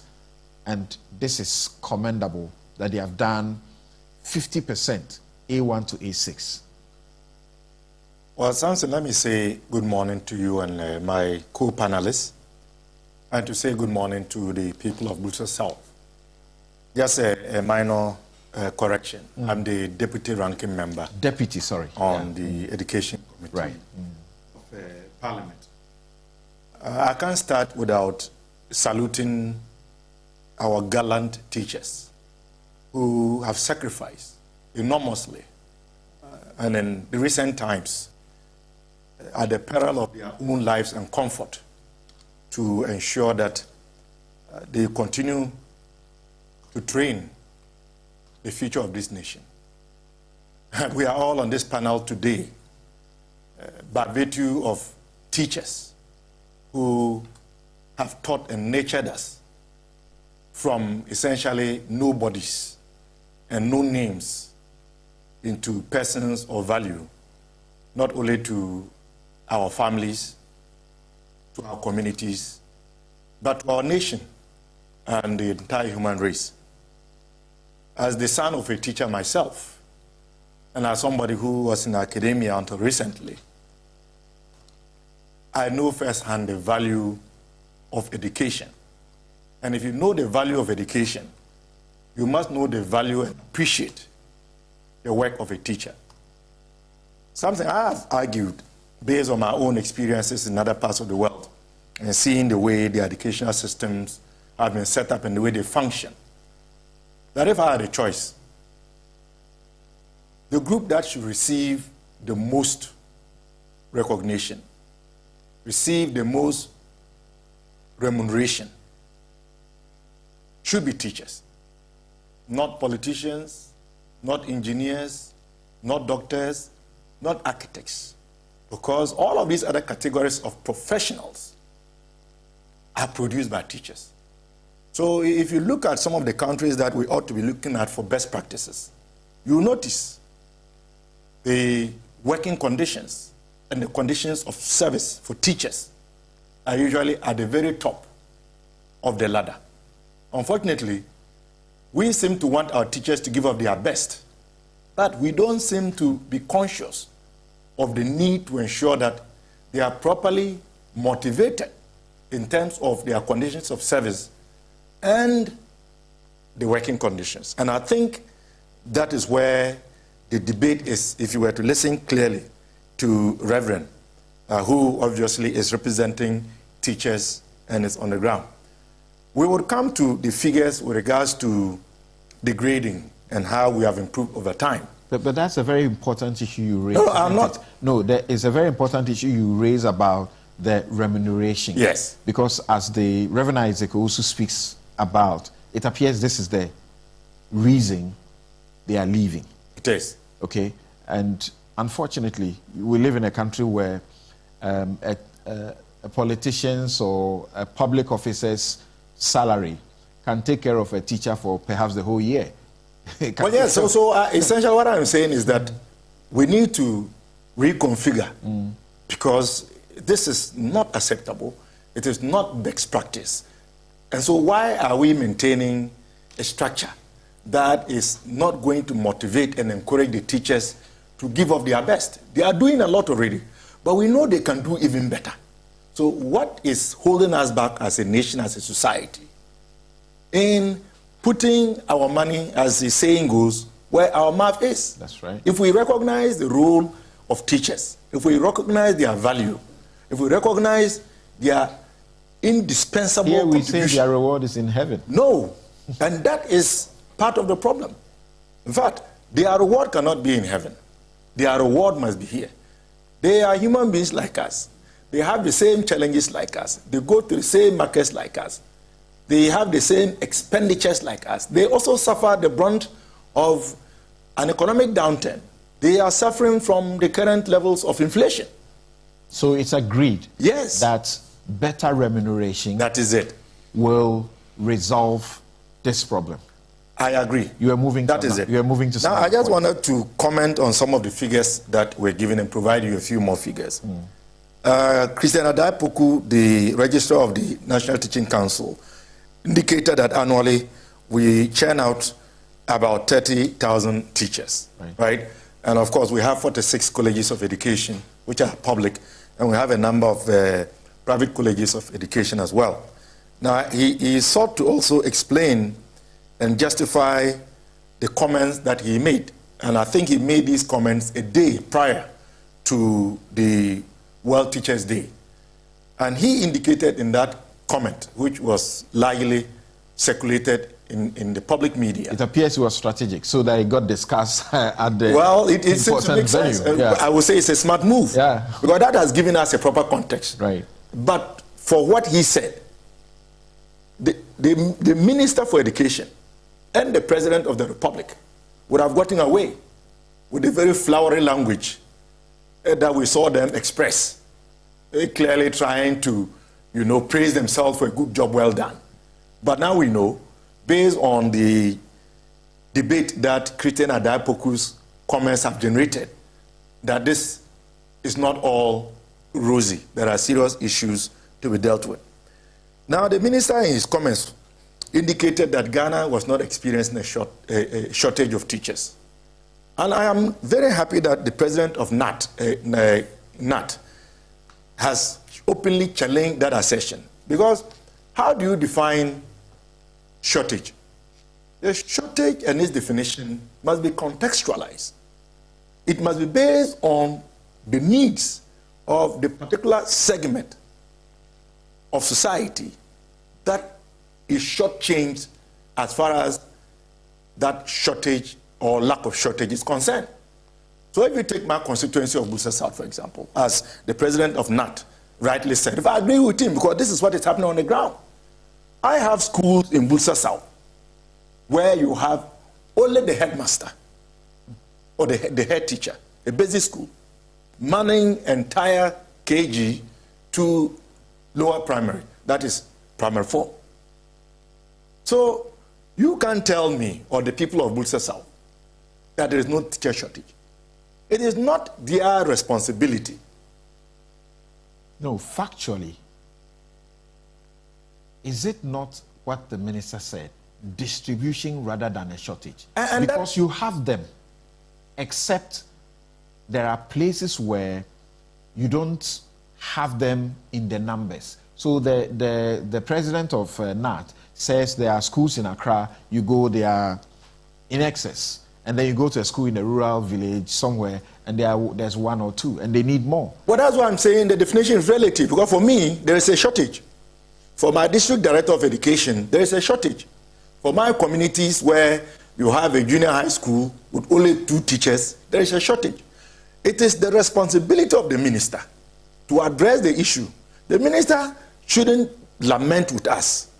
We should not be hearing the minister tell us that there is no shortage, but rather the issue has to do with distribution. What is he doing to ensure that when teachers are posted to Dorninga, my community, or Bachongsa, or Bedemlisi, they take up those appointments, they go there, and they stay to dispense their responsibilities. That is not our role. That is his role. So he can't expect us to accept and swallow hook, line, and sinker his argument that there is no shortage, when in fact on the ground, what happens to there are shortages. What happens to us as citizens, as members of the community, being patriotic also, and thinking about where we have come from? So 100 people get qualified to become lawyers. When is it they are going to call another batch of lawyers? You see a good number who may have come from some, town or village. In the end, 90% want to stay in Accra. Nobody wants to go down there. Meanwhile, there's not a single lawyer available to provide service.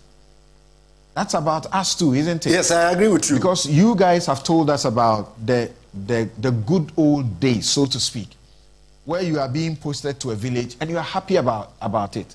Even national service, you are very happy to go to a remote area. But today, everybody is trying to cut corners so they stay in the town, in the cities. Well, I know very well that you would agree with me. The reason why this happens, and the reason why a lot of citizens are not willing to make more sacrifices, is because they know there are certain conditions of service that they ought to benefit from. They know there ought to be certain minimum provision of services to allow them to be able to take up those appointments in those areas and to be able to thrive and to do the work that they ought to do. How do you expect a teacher who is entitled to 23 different categories of allowances, and you are giving that teacher only 3 of the 23? This happens in reality? Well, you can ask the NAT president. Yes. A lot of them are not getting what they deserve. So when the teachers speak about conditions of service, these are some of the issues. Landy, Samson, the other issue has to do with the inertia as far as Ghana and the ministry is concerned. We ought to put in these remote rural areas the needed basic structures. We need teacher accommodation. We need to provide basic amenities, even if it is solar. And then we need to motivate them. As in other parts of the world, Ghana is not the only country with very remote areas. The question we should be asking is, how is it that in those other countries where they have remote areas, teachers are willing to take up appointments and to stay in the rural areas to teach? That is because they have made conscious efforts to put in place the basic structures and amenities to make it tolerable for teachers to go. I have argued, for example, that if we were to look at the Canadian example, before you send the teachers, or even before they graduate and they are posted, you have some agreement with them. Those teachers who are willing to take up appointments in the rural areas, government can say, well, we have put there a teacher's quarters, there is solar, we've provided some TV, a fridge. Basic. Because you are far from, the urban area or the nearest town, you get a motorbike, source of transportation. Then we say, look, for going there, you sign an agreement with us that you'll be there for 5, maybe 4 or 5 years. After you've done all of that, government then gives you a scholarship to go for further studies. There are even countries where teachers who take up appointments in remote rural areas. Like in Canada, we have very cold parts of Canada where nobody wants to go, where the Inuits live, for example, very cold environments. You get your salary plus half. Do you think that teachers will not go? So it's all about the conditions of service. So if we want to be honest and sincere in addressing the challenges facing teachers, these are some of the practical things that we ought to do. And very quickly, you see, to me, there are two main issues that we ought to look at as far as the welfare and output of teachers as we expect them to dispense are concerned. The conditions of service and the working conditions. The working conditions are also atrocious. Atrocious. Samson, as you sit here, you are hosting a program. If your working conditions are not at par, you don't have the tools to execute your work, how would we expect you to give of your best? Imagine you didn't have your laptop. Imagine your teleprompters were not functioning. Imagine your producers were not available. How do we expect you to be excited and motivated about coming to host your program? And it is the same with the teachers. They don't have textbooks.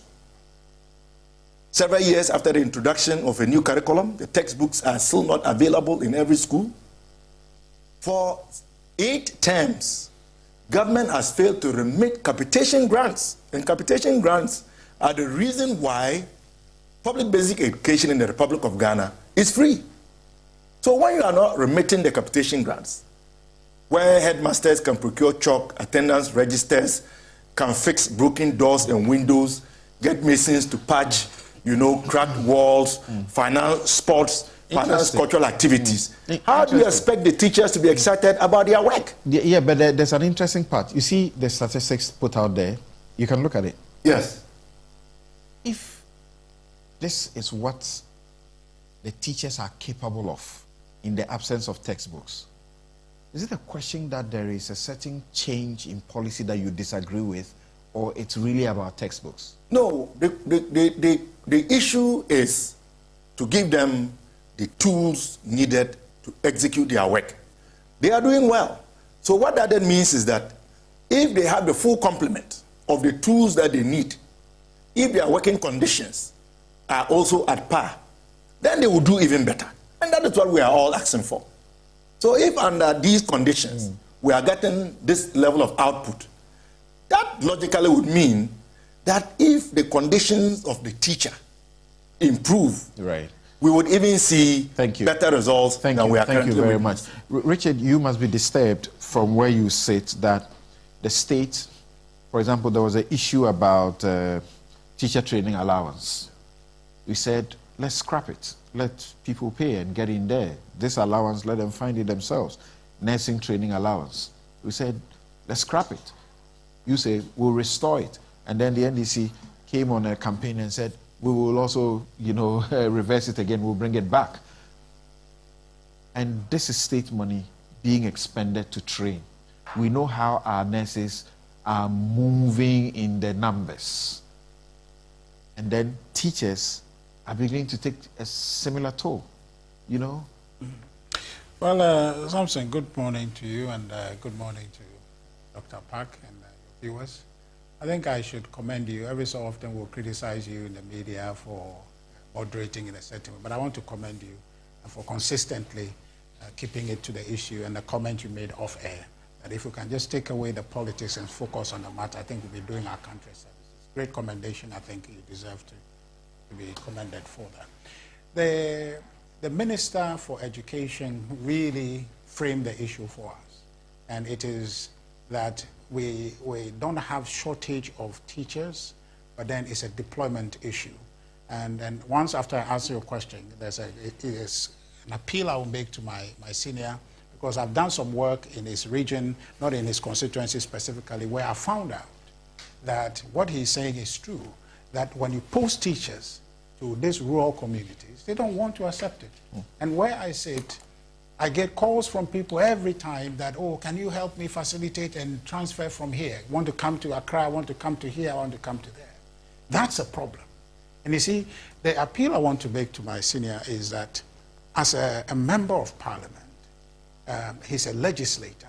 We can look at the policy of how is it that we are trying to ensure balance and equality in allocation of national resource. I think is you can help me, Samson. I think it's Article 36 and the directive principle of state policy that says that we should make conscious effort to balance this development between rural and urban areas. So if that is the policy, then you are properly seized with a legislative capacity to make policy in that direction, that government allocation of resources must prioritize rural areas so that these kinds of development that must be there, build schools, ensure that accommodation is prepared for people when they go there, some allowances is given to them, maybe their professional development also, there's a special regime created, an incentive to drive the acceptance of postings to those areas.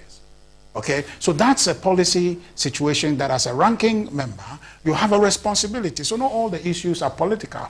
It is a practical issue that we must deal with. That's why we are leaders. And by the way, Senior, you are also part of the government, part of the branch of the legislature, you know, in that trio government structure. So you have a responsibility to execute in that regard. You see, Samson, also, the issue about people leaving to pursue better economic opportunity is part of people's economic right. It is something that is been part of history forever. And so that is not an issue necessarily to say that government is doing this or is doing that. It's a question of people giving the chance. People will take a better opportunity if they can have it. So the issue is, how do we make education and teaching attractive? And it's a policy conversation we must have. I think the government has done well so far, but the practical issue that requires all of us to pitch in and just say that there has been a historical problem. People don't want to accept posting to the rural areas. And you ask a very important question. Is it something that we as citizens also must accept responsibility? Because if at the end of the day you've been given teacher trainee allowance, nursing trainee allowance, you have finished school, government has spent on you. In fact, one of the motivations for paying those allowances is that you will accept posting. Exactly. Okay, so right now, the teacher association groups and all of that should not be looking to government. They should be looking to their group members and asking, you accepted to take those funding? I think there's a great deal of fairness in this particular commentary. And as citizens, we must also embrace that, and so that we don't have these sections of society, you know, hold government to ransom all the time. That your training is being paid for, and immediately you are done. You are not even waiting for a day. You are looking for the next ticket to go and give that service to another country. That's unfair. Yeah. So I think that we should look at it, and how is it as a people we can resolve this issue. It takes a whole village now to look at this issue. Let's not apportion blame, and I think the minister was candid and honest in saying that our problem is not necessarily the numbers, it's the acceptance. And I'll tell you, I have seen it. I have seen it firsthand. I have videos. There's this organization I'm associated with, CDS Africa, has an initiative. I think we had a chat with the minister about this. Went to the Upper East, Northern region, Upper East, Northern region, Northeast. And what audit we did shows that we have a school where there is only 2 teachers to manage from in some cases kindergarten or primary to primary 6, and they are torn between the classes. There is a class we see where the two, because there's only one teacher teaching about 3 different classes, they're all in the same classroom, and the other classrooms are abandoned. So the point is a situation where we have to look at ourselves and look at the teacher associations and say, what can we do? What are the interventions that must come? And so perhaps as members of parliament, we can look at specific interventions that we can bring to ensure that we are able to ensure that teachers posted to these rural communities can go. I agree that we have teachers, but then they don't want to accept posting to certain places. And I don't begrudge them, but I'm only saying that when the state has spent on you, you have an obligation to the state to accept the postings that you are given to do that national service that you've been paid to obtain education for. So I think that the issue must be a social conversation, and we find solution, not a partisan conversation. Right. So, Dr. Christian Adepoku, fair to require of the teacher to also give their fair due to the state that invest in their training. But the question that arises is, make it a bit tolerable for them. You agree? Are we doing so? Yeah, something.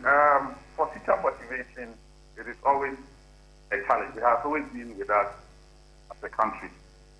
And I think the attrition rate, even though teachers going out can be termed a bit by improving their conditions of work and then their conditions of service. However, it's clear that we cannot really challenge, when it comes to competing with the advanced countries, it has always been a challenge. UK will always outmuscle us in terms of teacher recruitment and so on if we are to pay. I don't know how much you're going to pay. Can Ghana pay £2,000 to a teacher to be able to retain that teacher in Ghana? That's a question we have to ask ourselves. And with Brexit upon UK, a lot of the other European countries are leaving. And so we have turned their attention to Africa for the needed manpower. So these things are going to be with us, and as a nation, we need to have a conversation around it. But going to the challenge of getting teachers retained in the rural areas, I've been in the system for a long time. I know a number of interventions that have been put in place, but they have not been successful. For example, there was something that was sponsored by government of Ghana and Global Partnership around 2010. And it was on trained teachers program, where we visit the rural areas, we take people who have a little education but not qualified to go to maybe college of education or university and give them further training. When we train them, whilst we are training them, they are still in the rural areas teaching. And then when they finish, they are expected to retain them there. Whenever they are able to finish, they get a diploma and they know that they are now regularized. The next 1 year or two, they leave. The government of Ghana has also over the years introduced what we call a study leave program for teachers. And in the study leave program, if you are a classroom teacher, 5 years, you qualify. But if you are in the rural area or deprived area, you are supposed to get a study leave within 3 years maximum. There are so many things that the government continues to put in place. But unfortunately, it's not working because people see that the challenge of living in the rural areas is not limited to just accommodation. It's not limited to just monetary issues, but a lot of infrastructural issues. Where I talked upon my completion of college, I had to walk about 3-4 kilometers when I alighted from the town to my village. And to be able to get a car back to Kubase, I had to wake up around 1 a.m. to go and sleep somewhere. I mean, these are typical challenges that a new person coming to the system, if you send the person to that area, will know what to do. It's a challenge, and it's not only in Ghana. Honorable Park, I refer to you, Honorable. In Canada and all those places, they still have those gaps there. They have a lot of incentives there. Yes, but Doc, some of the teachers who are leaving, they are leaving to rural settings in these other countries. They are leaving to places that the conditions may not be exactly different from what you have in your rural settings in Ghana, correct?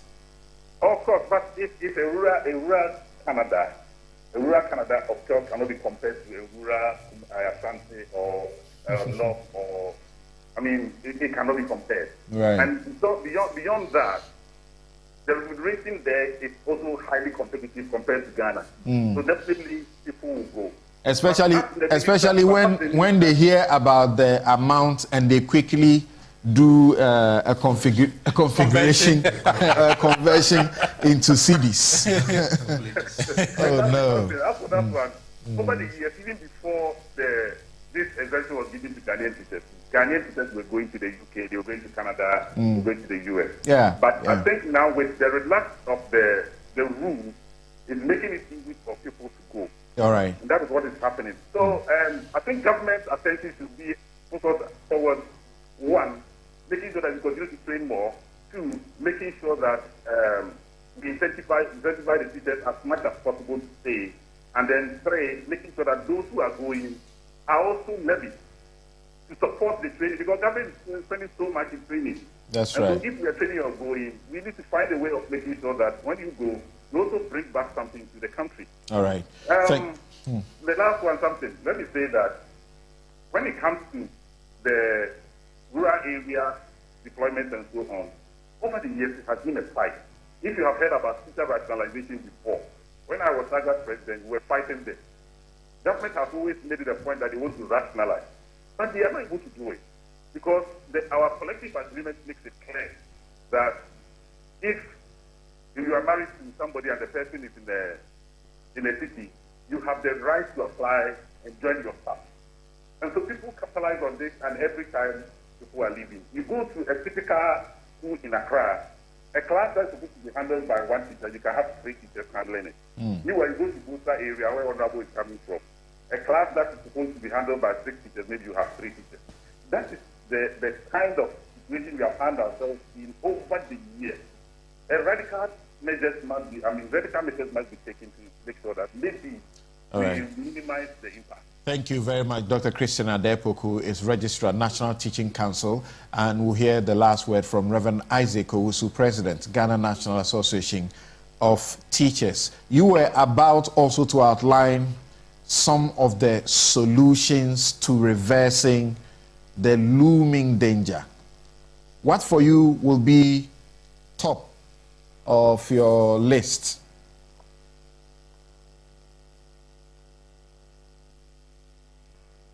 My members want immediately is to see an improvement in their working conditions and the condition of service. You see, since 2009, in our collective agreement, government is supposed to give the teacher who are set posting in the rural area 20% of his or her salary. Something if a teacher takes maybe 3,000 Ghana cedis, what will be 20% of 3,000 Ghana cedis? And since 2009 to today, that we are having this program, successive government and government in power today has not been able to implement it. Just last year, a teacher who worked on one of the islands in Tachi West, the month ended and he went for his salary. He did some shopping. On his way back to his house, the boat he was in subsided, and the teacher passed on. A very young teacher. You see, so if a teacher can work in Ghana close to 30 years, and then this teacher is giving 10,000 Ghana cedis as a spending guide, there is no way if a young teacher sees that my senior, who has worked for 30 years, some 40 years, and they are giving 10,000, 15,000, 20,000. When we know that even this amount that I'm mentioning, it is somebody's per year. It is somebody's weekly disturbance allowance. In respect of the top up for accepting a posting to the rural area, are you saying it has not been implemented at all, or it is done? At all, since 2009 till today. And our current collective agreement has expired August this year.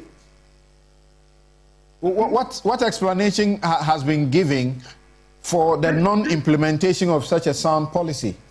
You see, when the parties agreed in 2009, DES claimed that it was difficult to define rural areas. Oh. Yes. So in the 2020 collective agreement.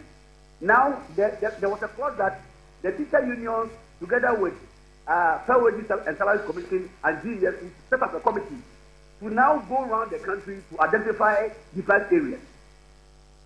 The committee was set up last 2 years because we started implementing the new one in 2020.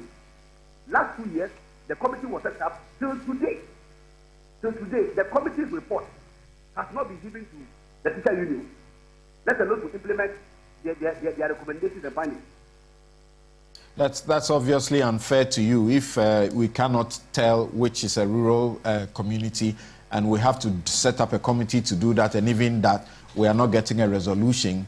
Then I think leadership also ought to sit up as far as such matters are concerned.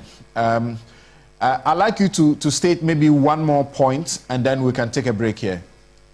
Then I think finally the working environment matters. If you post a teacher to a place that there is no accommodation, there is no potable water, the person cannot even make a phone call to raise his or her family.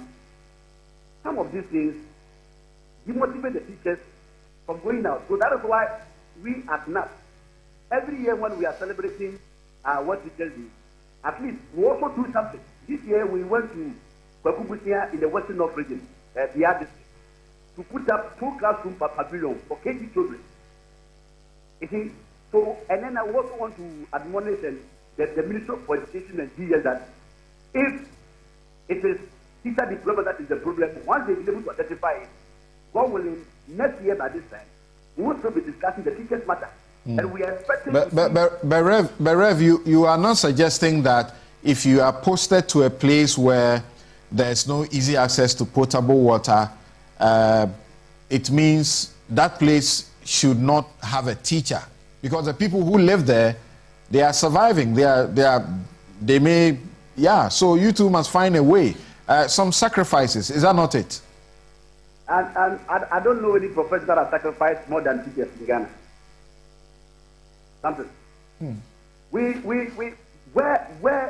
you see a man and his wife having a small cottage, and this family decides to train their children, certainly you will see a school there. We have where you can locate a school, you cannot find a police depot or a clinic for chief commander. So when it comes to sacrifice, no profession have sacrificed the teachers in Ghana. All right. Okay, thank you very much, Reverend Isaac Owusu, President, Ghana National Association of Teachers, NAT. We'll take a quick break, return to look at the issue of dialysis. And we're a country that's clearly, we have very many problems, but the solutions is the issue, how to look at the solutions. We have as many as 5 million Ghanaians or people in Ghana who are suffering kidney disease. Kolebu says has to take care of this 700 or so people needing dialysis, but they can't help it. They need as much as about 4 million every month if they have to be able to sustain what citizens are insisting must be the status quo, and that the price for doing it should not be increased. We'll be right back.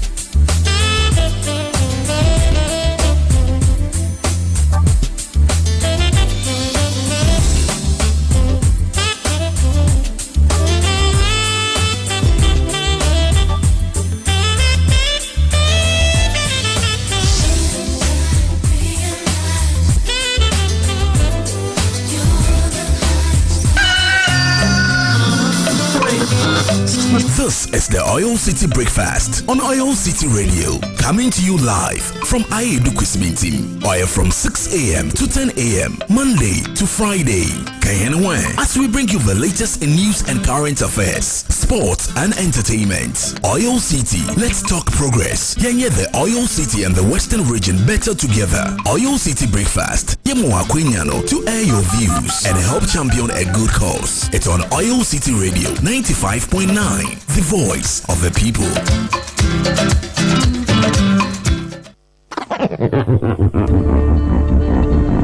Second Takwadi, are you ready? Oilcity Countdown. Oilcity Countdown. Oilcity Countdown. Counting down to the top 10 songs in Ghana. Hi, my name is Kendrick. Join me this and every Saturday live on Oilcity Radio. It is the Oilcity Countdown. Oilcity Countdown. Into the future with you. I'm not gonna leave you at the end of the road. Them say hustle for that. Oilcity Countdown. Top 10 songs plus entertainment news from our world of showbiz. Saturdays from 3 to 4 p.m. Oilcity Countdown. Feel the entertainment vibe. Oilcity Countdown.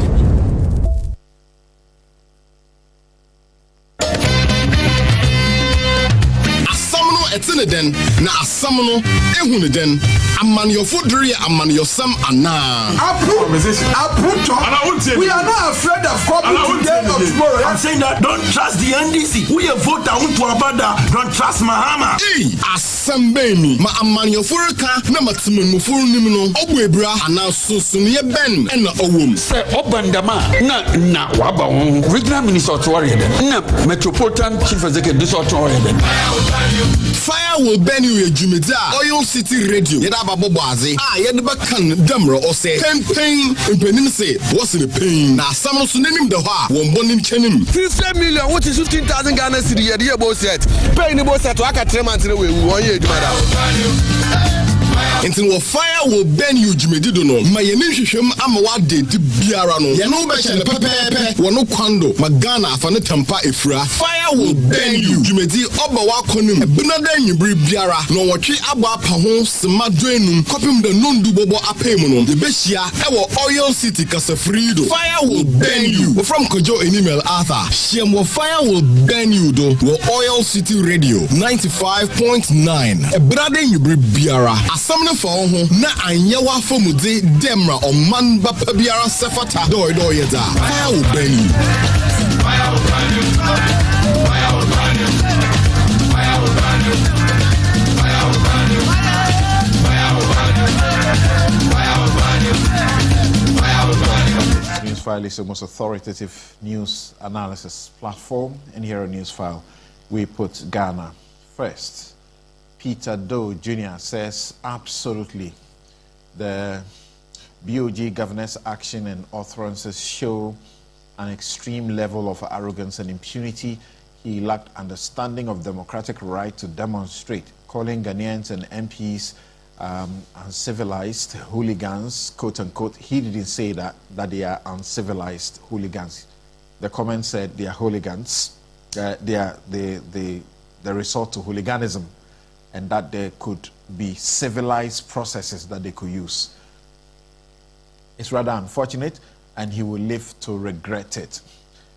Little Tete says that if people in position of power are not made to be accountable, then ungodliness, injustice, and oppression will continue to be the order of the day. Speak out. Harrison Madate says the governor was absolutely right, even though his words were a little bit drastic. The minority in parliament had ways to channel their resentment, not to protest. They deserve the backlash anyway. Really? Nihibote says, cause financial loss to the state and calling protesters hooligans is disrespectful. Tagging everyone who protested NDC shows the governor has no respect for us, the citizens, and what we practice isn't democracy. Ajay Bediako says J. Bequin says you actually have the authority to employ, decide on locations of postings, you have the power to reorganize, and yet you have the effrontery to lament and argue with us on whether or not there is teacher shortage, distribution problem, etc. Oh, my motherland, Ghana. Ashura Jr. says, can you imagine that this community I got posted to doesn't have access to network, not even a clinic? And the worst of all is the availability of transport. So I'll tell you, if I have a conversation, that's part of my problem with you, that there's no network. You mean internet connectivity. That's the life of the people. Of course, yes. Everything must be done to take in connectivity everywhere in the country. But this is how the world actually is. Not every corner will have it at a certain time. So you make that sacrifice. That's why you are giving extra. Okay? All right. Thank you very much. Let's get to talk about how people are dying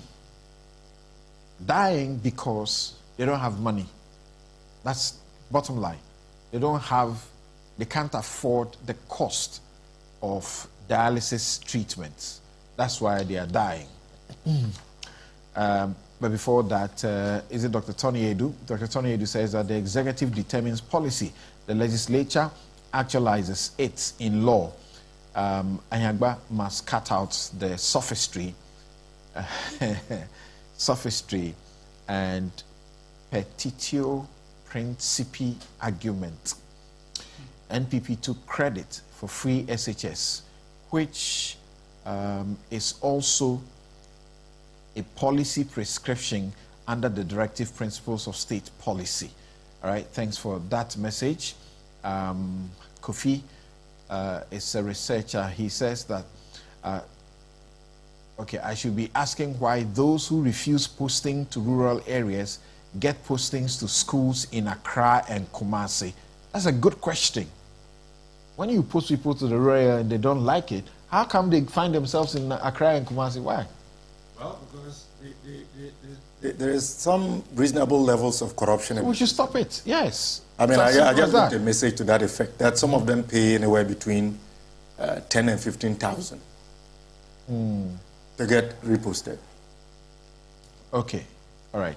Thank you very much. And when I was referring to Ato Forcing speaking about 770 trillion, I'm reminded that he was saying trillion because he was referring to it in old currency. You know how the politics we do it when we want to make it sound really humongous and scary. Then we say old cities. So, all right. Okay, thank you very much. You're all guilty of it. Now, you're all guilty of it, eh? Okay.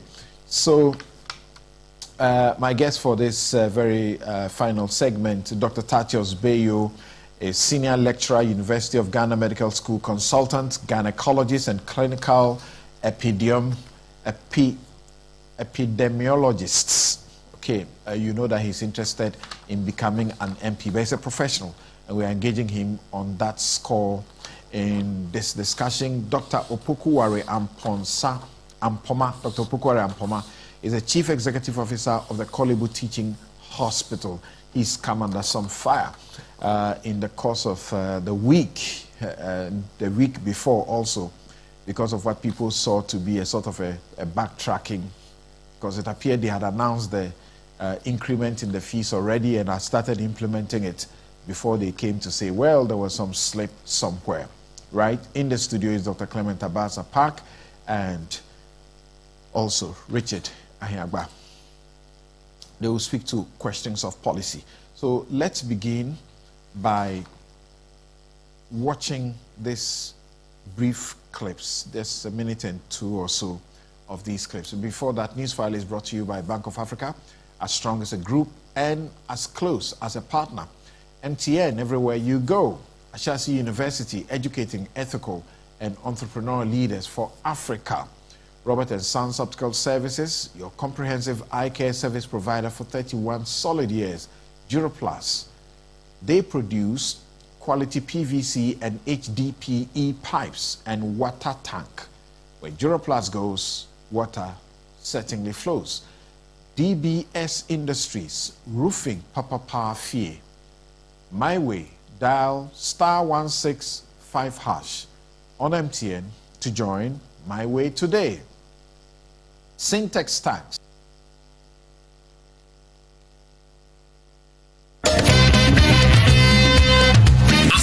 Etineden na asamno ehuneden aman your foodry aman your sam ana We are not afraid of coming today or tomorrow. I'm saying that don't trust the NDC. We a vote I want to abada. Don't trust Mahama. Hey, asambeni ma aman your furka na matimenu furu nimno obwebra ana susumye ben na owum. Say obandama na waba regional minister to worry na metropolitan chief executive this to worry. Fire will burn you, Jimmy.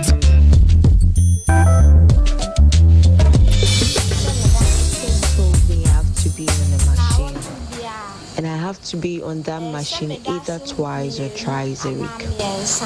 My mom and dad do not have money either.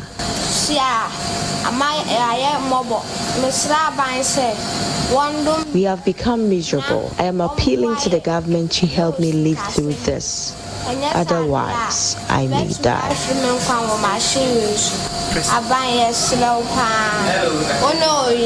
I want the government to support me so I can live to fulfill my dream of becoming a nurse. It has affected because one, the dialysis process itself takes 4 hours. You go to the hospital and the machines are not enough. So usually where I do mine, that is the Cape Coast Teaching Hospital, because we don't have a lot of the machines. I get to the hospital sometimes before 3:30 a.m. just to go and queue. If you don't go early, it means you are not going to leave there early. So you can imagine, even if we go and then this is a queue and he comes before me, he spends 4 hours. So it means that I will be sitting down waiting 4 hours before he gets to my tent. Then I also go on the machine for 4 hours. So virtually 8 hours is gone. So sometimes you finish and you are drained, you are tired. You get it. So thankfully my bosses understand me, so sometimes I get that flexibility to sometimes go to work and all. You're one of the lucky ones. So far the people I've spoken to unfortunately have ended up dropping out of work because it's just not tenable. NHIA, as we all know, has its own set of constraints. It's a scheme that was funded 20 years ago. This year we're celebrating 20 years of the scheme. But what is critical is that the funding to the scheme has remained almost the same in terms of our premium collection.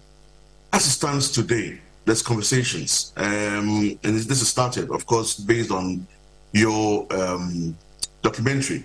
Even at the NHI level, the board is discussing, there's a committee that has been set up to have these conversations about dialysis, its implications, if NHI can do anything about it, and most importantly, make recommendations for the policymakers. And I'm happy Senior says there's a lot happening in that space. The Ministry of Health drives policy in our landscape. So whatever recommendations that the board will come up with will be passed on to the ministry and the policymakers for a direction on where we go. But as it stands today, by law, the renal disease is on our exclusions list, which means that we will not be able to fund that as we speak today. And this is just one organization that is trying to do that. And of course, over the course of time, inflation exchange rate issues have hit the cost of in terms of the dialysis kits. So there was a need to do an upward review. Unfortunately, as you said, there was some administrative lapse, and so this was introduced prematurely when it shouldn't have been so. And so once it came to attention of management, we immediately ordered for it to be withdrawn and for them to revert to the old charge. So we go through the process to get the fees approved, and then the new fees can be applied. If there was no justification for the increase, the proposal wouldn't have come in the first place. So there is a need to increase. As to what specific quantum the increase will be, it will only be determined after it has gone through the entire process, including Parliament, and then that can be. I'll come back to you for a lot more.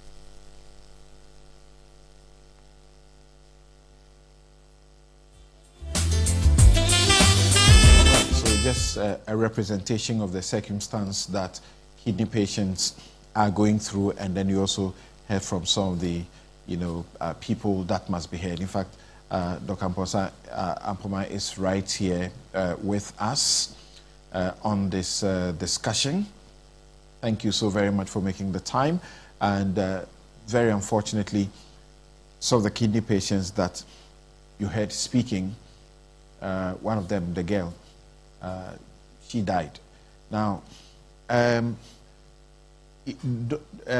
Doc, I'm starting with you. I mean, Dr. Opokuware Ampoma, Chief Executive Officer of the Kolebu Teaching Hospital. I took time off and I heard you guys on the very important program, thought leadership program on the dialysis crisis for almost 2 hours. Very inciting discussions. We have very limited time for this afternoon's discussion. We want you to go to the jugular and tell us how this can be made easier for kidney disease sufferers. How can things be made easier for them? Over 90% of Ghanaian kidney failure patients who should receive dialysis are not getting it. This crisis. Good morning, Samson, and good morning to all your viewers and co-panelists. Thank you for the opportunity to speak to this issue.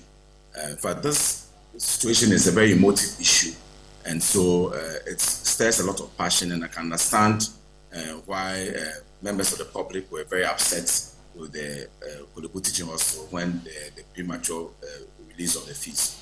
As we've stated, this was without the consent of management, but then there is some justification. We are going to go through the process. But then that brings us to a larger issue of how we fund renal care. For Kolebu Teaching Hospital, we have actually been quite proactive in this because there are about, on the registry, there are about between 700,000 patients on chronic dialysis in Ghana as we speak.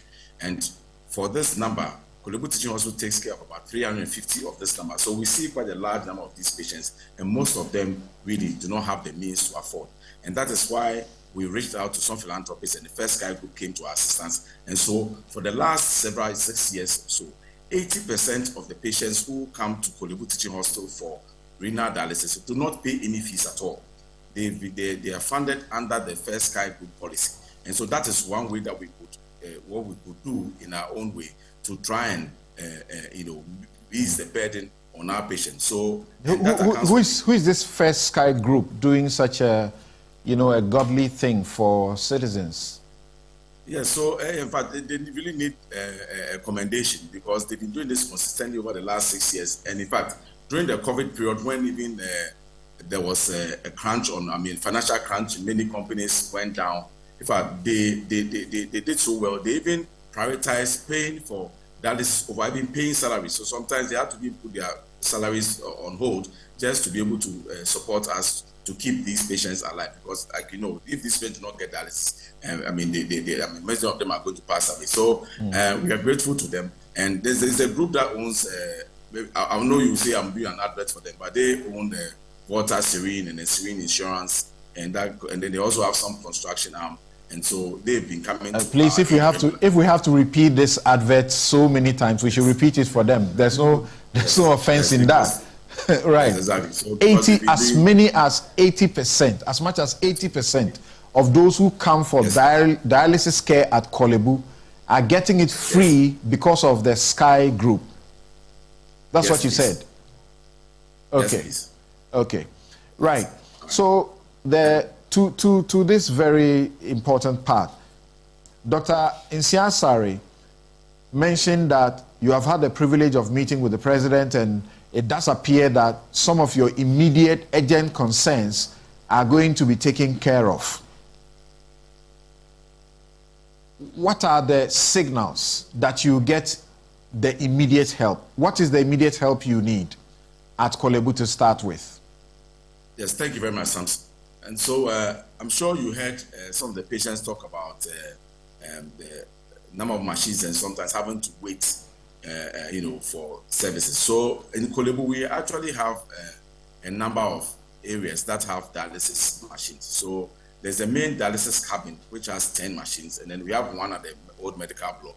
And then the cardio unit has got 10 machines. And then we have single unit machines in a couple of the ICUs, so that these are used. But those are used infrequently. But then the mainstay of the service is the renal dialysis cabin. And we have the potential of bringing in another, under the current contractual arrangement, we have the potential of bringing in another 45 dialysis machines and other ancillary equipment to improve the quality of dialysis care that we provide. And we can do this if we're able to pay our current debt of about 4 million Ghana cedis. So that's the immediate injection that we need to be able to stay afloat. But then going forward, because you said 4 million what? Ghana cedis, please. Ghana cedis. Yes. Does that take your debt burden away so you can continue to do, or this is a monthly thing? I want to understand that because I didn't get that clearly. Okay, so this is a historical debt that has accumulated. Okay. Before we got to this point, the supplier had started withholding supplies of the renal consumables because of this outstanding debt. Now, how did we get this debt? This debt has arisen because during the COVID period, because of the financial account, of course, our main benefactor had some challenges in meeting the payments, although he did his best, and we are really acknowledge that. And we cannot blame him for that. This was something that's beyond me. So because of that delay in payments, so the commitment has been made in cedis. So due to the sharp fluctuation in the exchange rate, although that amount was paid, in terms of its value, in terms of the foreign exchange component, the value has significantly dropped. So this meant that we still had a significant debt to settle in that regard. And so that is how come this 4 million debt has accumulated, which has resulted in the withholding of some of these critical supplies. But then, so this 4 million would help us settle the old debts, which will enable these other extra machines and equipment to be released to us to improve their service. Yeah, so we understand you had an urgent audience with the president or the presidency. How soon will this be done for those who are looking up to this to live? Yeah, so we are hoping that this will be done within the next few weeks. In fact, it can be done earlier, but we are still engaged in discussion. We've been asked to come back, do some work and come back. And so once we go back, I will keep the people of Ghana updated as to the situation. But then going forward, in terms of recovery of cost, if we are to maintain, because of the number of sessions we do, we actually run about 2,000 dialysis sessions every month. So looking at the current charges, we'll be running a deficit of 961,000 cedis every month if we are to continue with the current prices. And so for us to be able to the current price, which is 380 Ghana cedis, and you were hoping that you get approval for 765 Ghana cedis. Yes, in fact, that was a proposal, and that we sent. We knew that definitely probably there will be some tweaking here and there, but this was our proposal. Right. Definitely, the price will come after. Yeah. So finish the point on the sustainability. Yeah. So in terms of sustainability, so if we are to maintain the current price, then it means we will need a subsidy of 761,000 cedis every single month. And then I even looked at for the entire Ghana, if we use even the benchmark price of just around 600 Ghana cedis, for you to be able to pay for dialysis care for the registered about 700, 800 patients who are on regular dialysis, you need an amount of about 3.4 million cedis every month to cover the cost of dialysis care for these patients. So those are the kind of numbers that we are looking at. Okay, thank you very much. Thank you very much for joining us, CEO of the Kolebu Teaching Hospital there, speaking to us on the short term, what they need, immediate, and also in the long term, how this can be sustainable. Dr. Opokuware Ampoma. Dr. Titus Bayo, a senior lecturer, University of Ghana Medical School and consultant, gynecologist and clinical epidemiologist. I need to take my time to pronounce that. Doc, can we go to the jugular there's been suggestion about whether they should get onto the National Health Insurance Scheme, which is already burdened, and there are also too many other diseases that are being suggested to be included, and so on. What for you will be the magic bullet to ensure that we don't have this situation where 90% of dialysis, of patients who need dialysis are not getting the dialysis? Yeah, thank you very much, Samson, and good afternoon to the co-panelists and to the viewers. To go straight to the point, that statistic you just released meant that there's an unmet need of 90%, which means for every one of the dialysis patients we see, 9 others didn't start at all, and they had to die. Right. And if you're a doctor, you understand how painful that is.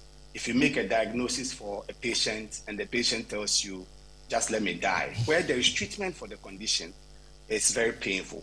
So I think I am of the considered opinion that the NHIA can handle the cost of dialysis. However, the scheme must be supported. Currently, the scheme pays a woeful amount of 1,189.181 Ghana cedis for acute renal dialysis. Now, this is woefully inadequate because just to get even the femoral catheter that would allow them to dialyze is about 700 cedis. You may need 3, 4, 5 sessions. And if you look at the total cost, it's far in excess of this amount that they are paying. So how can the scheme be supported to provide this? I think the very first thing is that we need to repeal that act that permits government to cut the scheme's contribution, the revenue that they get. I think it's one of the most unacceptable situations that we can find ourselves in. That of every revenue that they collect, first they tested the pulse of the nation by capping it at 25% of tax revenue. And then when nothing was done, they further reduced it to 17.5% this year. If things continue this way, it will get to a point where the cap will come down to 1%. Now, in 2021, according to the Ghana Health Service own report, or the Ministry of Health, Holistic Health Assessment, they paid only 6% of what was supposed to go to the NHIS, for an insurance scheme that's supposed to invest money and help people in their time of need. How can that sustain it? So if we remove that cap and let all the resources that is due to the NHIS get to the NHIS, then we can open up a discussion with the general population, very sincere, frank, depoliticized discussion on whether the NHIS can sustain this or not. And you are talking about, you are talking brutally about increasing the premium. Yes, but there should be no discussion on increment of premium when we are capping it. What is the justification when you cap the revenue that's supposed to come to the NHIS and ask for increased premium? And you take 85%, now 87-point-something%, and then you are giving them 6% in 2021 and you ask for increased premium. Increased premium to finance what? And I'm sure that the average Ghanaian will be more comfortable to discuss increased premium if they are sure that when they get the critical illness that they cannot take care of themselves. Many people can manage malaria on their own, but acute kidney dialysis, medical doctors cannot afford this. I bet many lawyers cannot afford this for 2 years. They may start, but soon they will give up. So the first one would be to look at that capping principle. The second is that the NHIS is over 20 years old. We must review the benefit package of the NHIA. And we should use existing priority setting tools, i.e. cost-benefit analysis, disease burden analysis. Then we'll realize that some critical conditions like dialysis, intensive care management, where most people cannot sustain this on their own, need to be added. And we may have to take off others. Currently, what happens in addition of things to the NHIA is that the disease that gets the loudest advocacy gets added. Make noise about breast cancer, they add it. You make noise about childhood cancer, they add it. Today is noise about acute renal, chronic renal failure, they will add it. And we are not doing an analysis of the sustainability of this scheme, which is the only way that some people can access help. So that thorough analysis must be done. Okay. I think my very final word will be that we should consider prevention, because no matter what we do, if we don't prevent acute chronic renal failure, If we put it on the NHIS, it cannot sustain it at the current figures. All right. So we should put a lot of emphasis on the non-communicable diseases management in Ghana. Thank you very much, Dr. Titus Bayu, Senior Lecturer, University of Ghana Medical School, consultant gynecologist and clinical epidemiologist. Also, Dr. Opoku Ware Ampoma, Chief Executive Officer, Kolebu Teaching Hospital. We thank you also very much, and we know that those who matter are listening, are watching, and should be doing what is important. I have just a minute to donate to my guests in the studio to hear them say the bigger policy issues about it, because they are the ones who are determining policy. So starting with you, Richard, and I heard Dr. Kwame Sidusapong say that health insurance is supposed to take care of you when you are in the most critical need. We have a health insurance that is taking care of the things that are not our most critical need.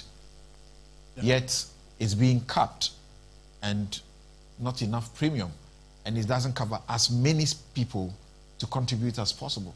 Right. Well, thank you, Simpson. It's a very, very emotive conversation, and I think that we'll all come to it with that understanding, bearing what can be done to support people in those circumstances. And I know the pulse of this government is always to try and support the vulnerable. And from the meeting that was had with the president, I'm confident that something positive will come out of this. It's a difficult situation, but I think a couple of things can be done. Maybe preventive policy on that end would be useful. Is by and large there is some element of lifestyle choices related to that, and so maybe focusing on policy to promote prevention, education, to get people to be aware when they are healthy that these are decisions you have to make to prevent getting to that place. I think can be a policy option that we'll look at in our schools, maybe to try to educate people on making positive or better life choices.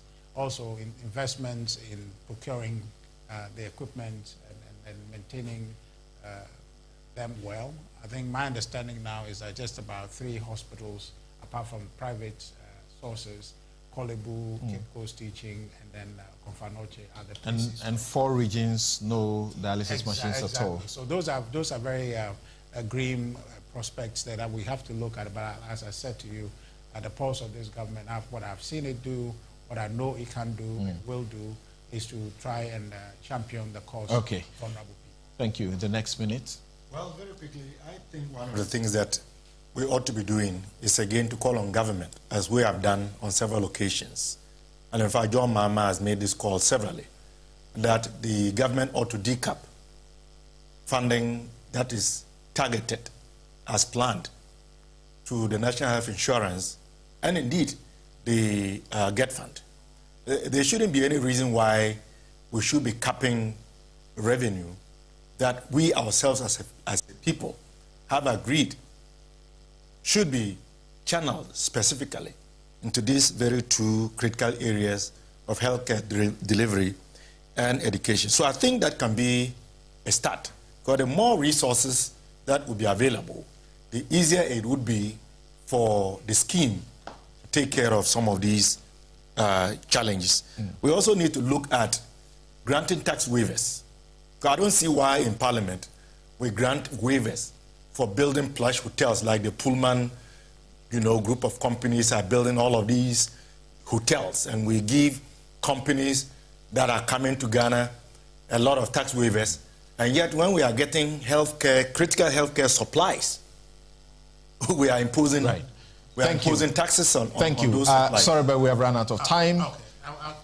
I want to make an intervention. I think it's key. The NHI, it's one thing we have to look at. Elsewhere, insurance looks at pre-existing conditions. Private insurance exists, but we need to look at how it is actually structured so that some of these pre-existing conditions can be taken care of, and people who are coming in with these conditions probably pay a bit more on the premiums. Thank you very much. My outfit, as always, is by Habil Scruter, and my guests have been Dr. Clement Park. Also, you heard Richard Ahiangba, Dr. Opoku Wari Ampoma, and Dr. Titus Bayu, and others we spoke to earlier. See you again next week, God willing, on News File. This is your most authoritative news analysis platform.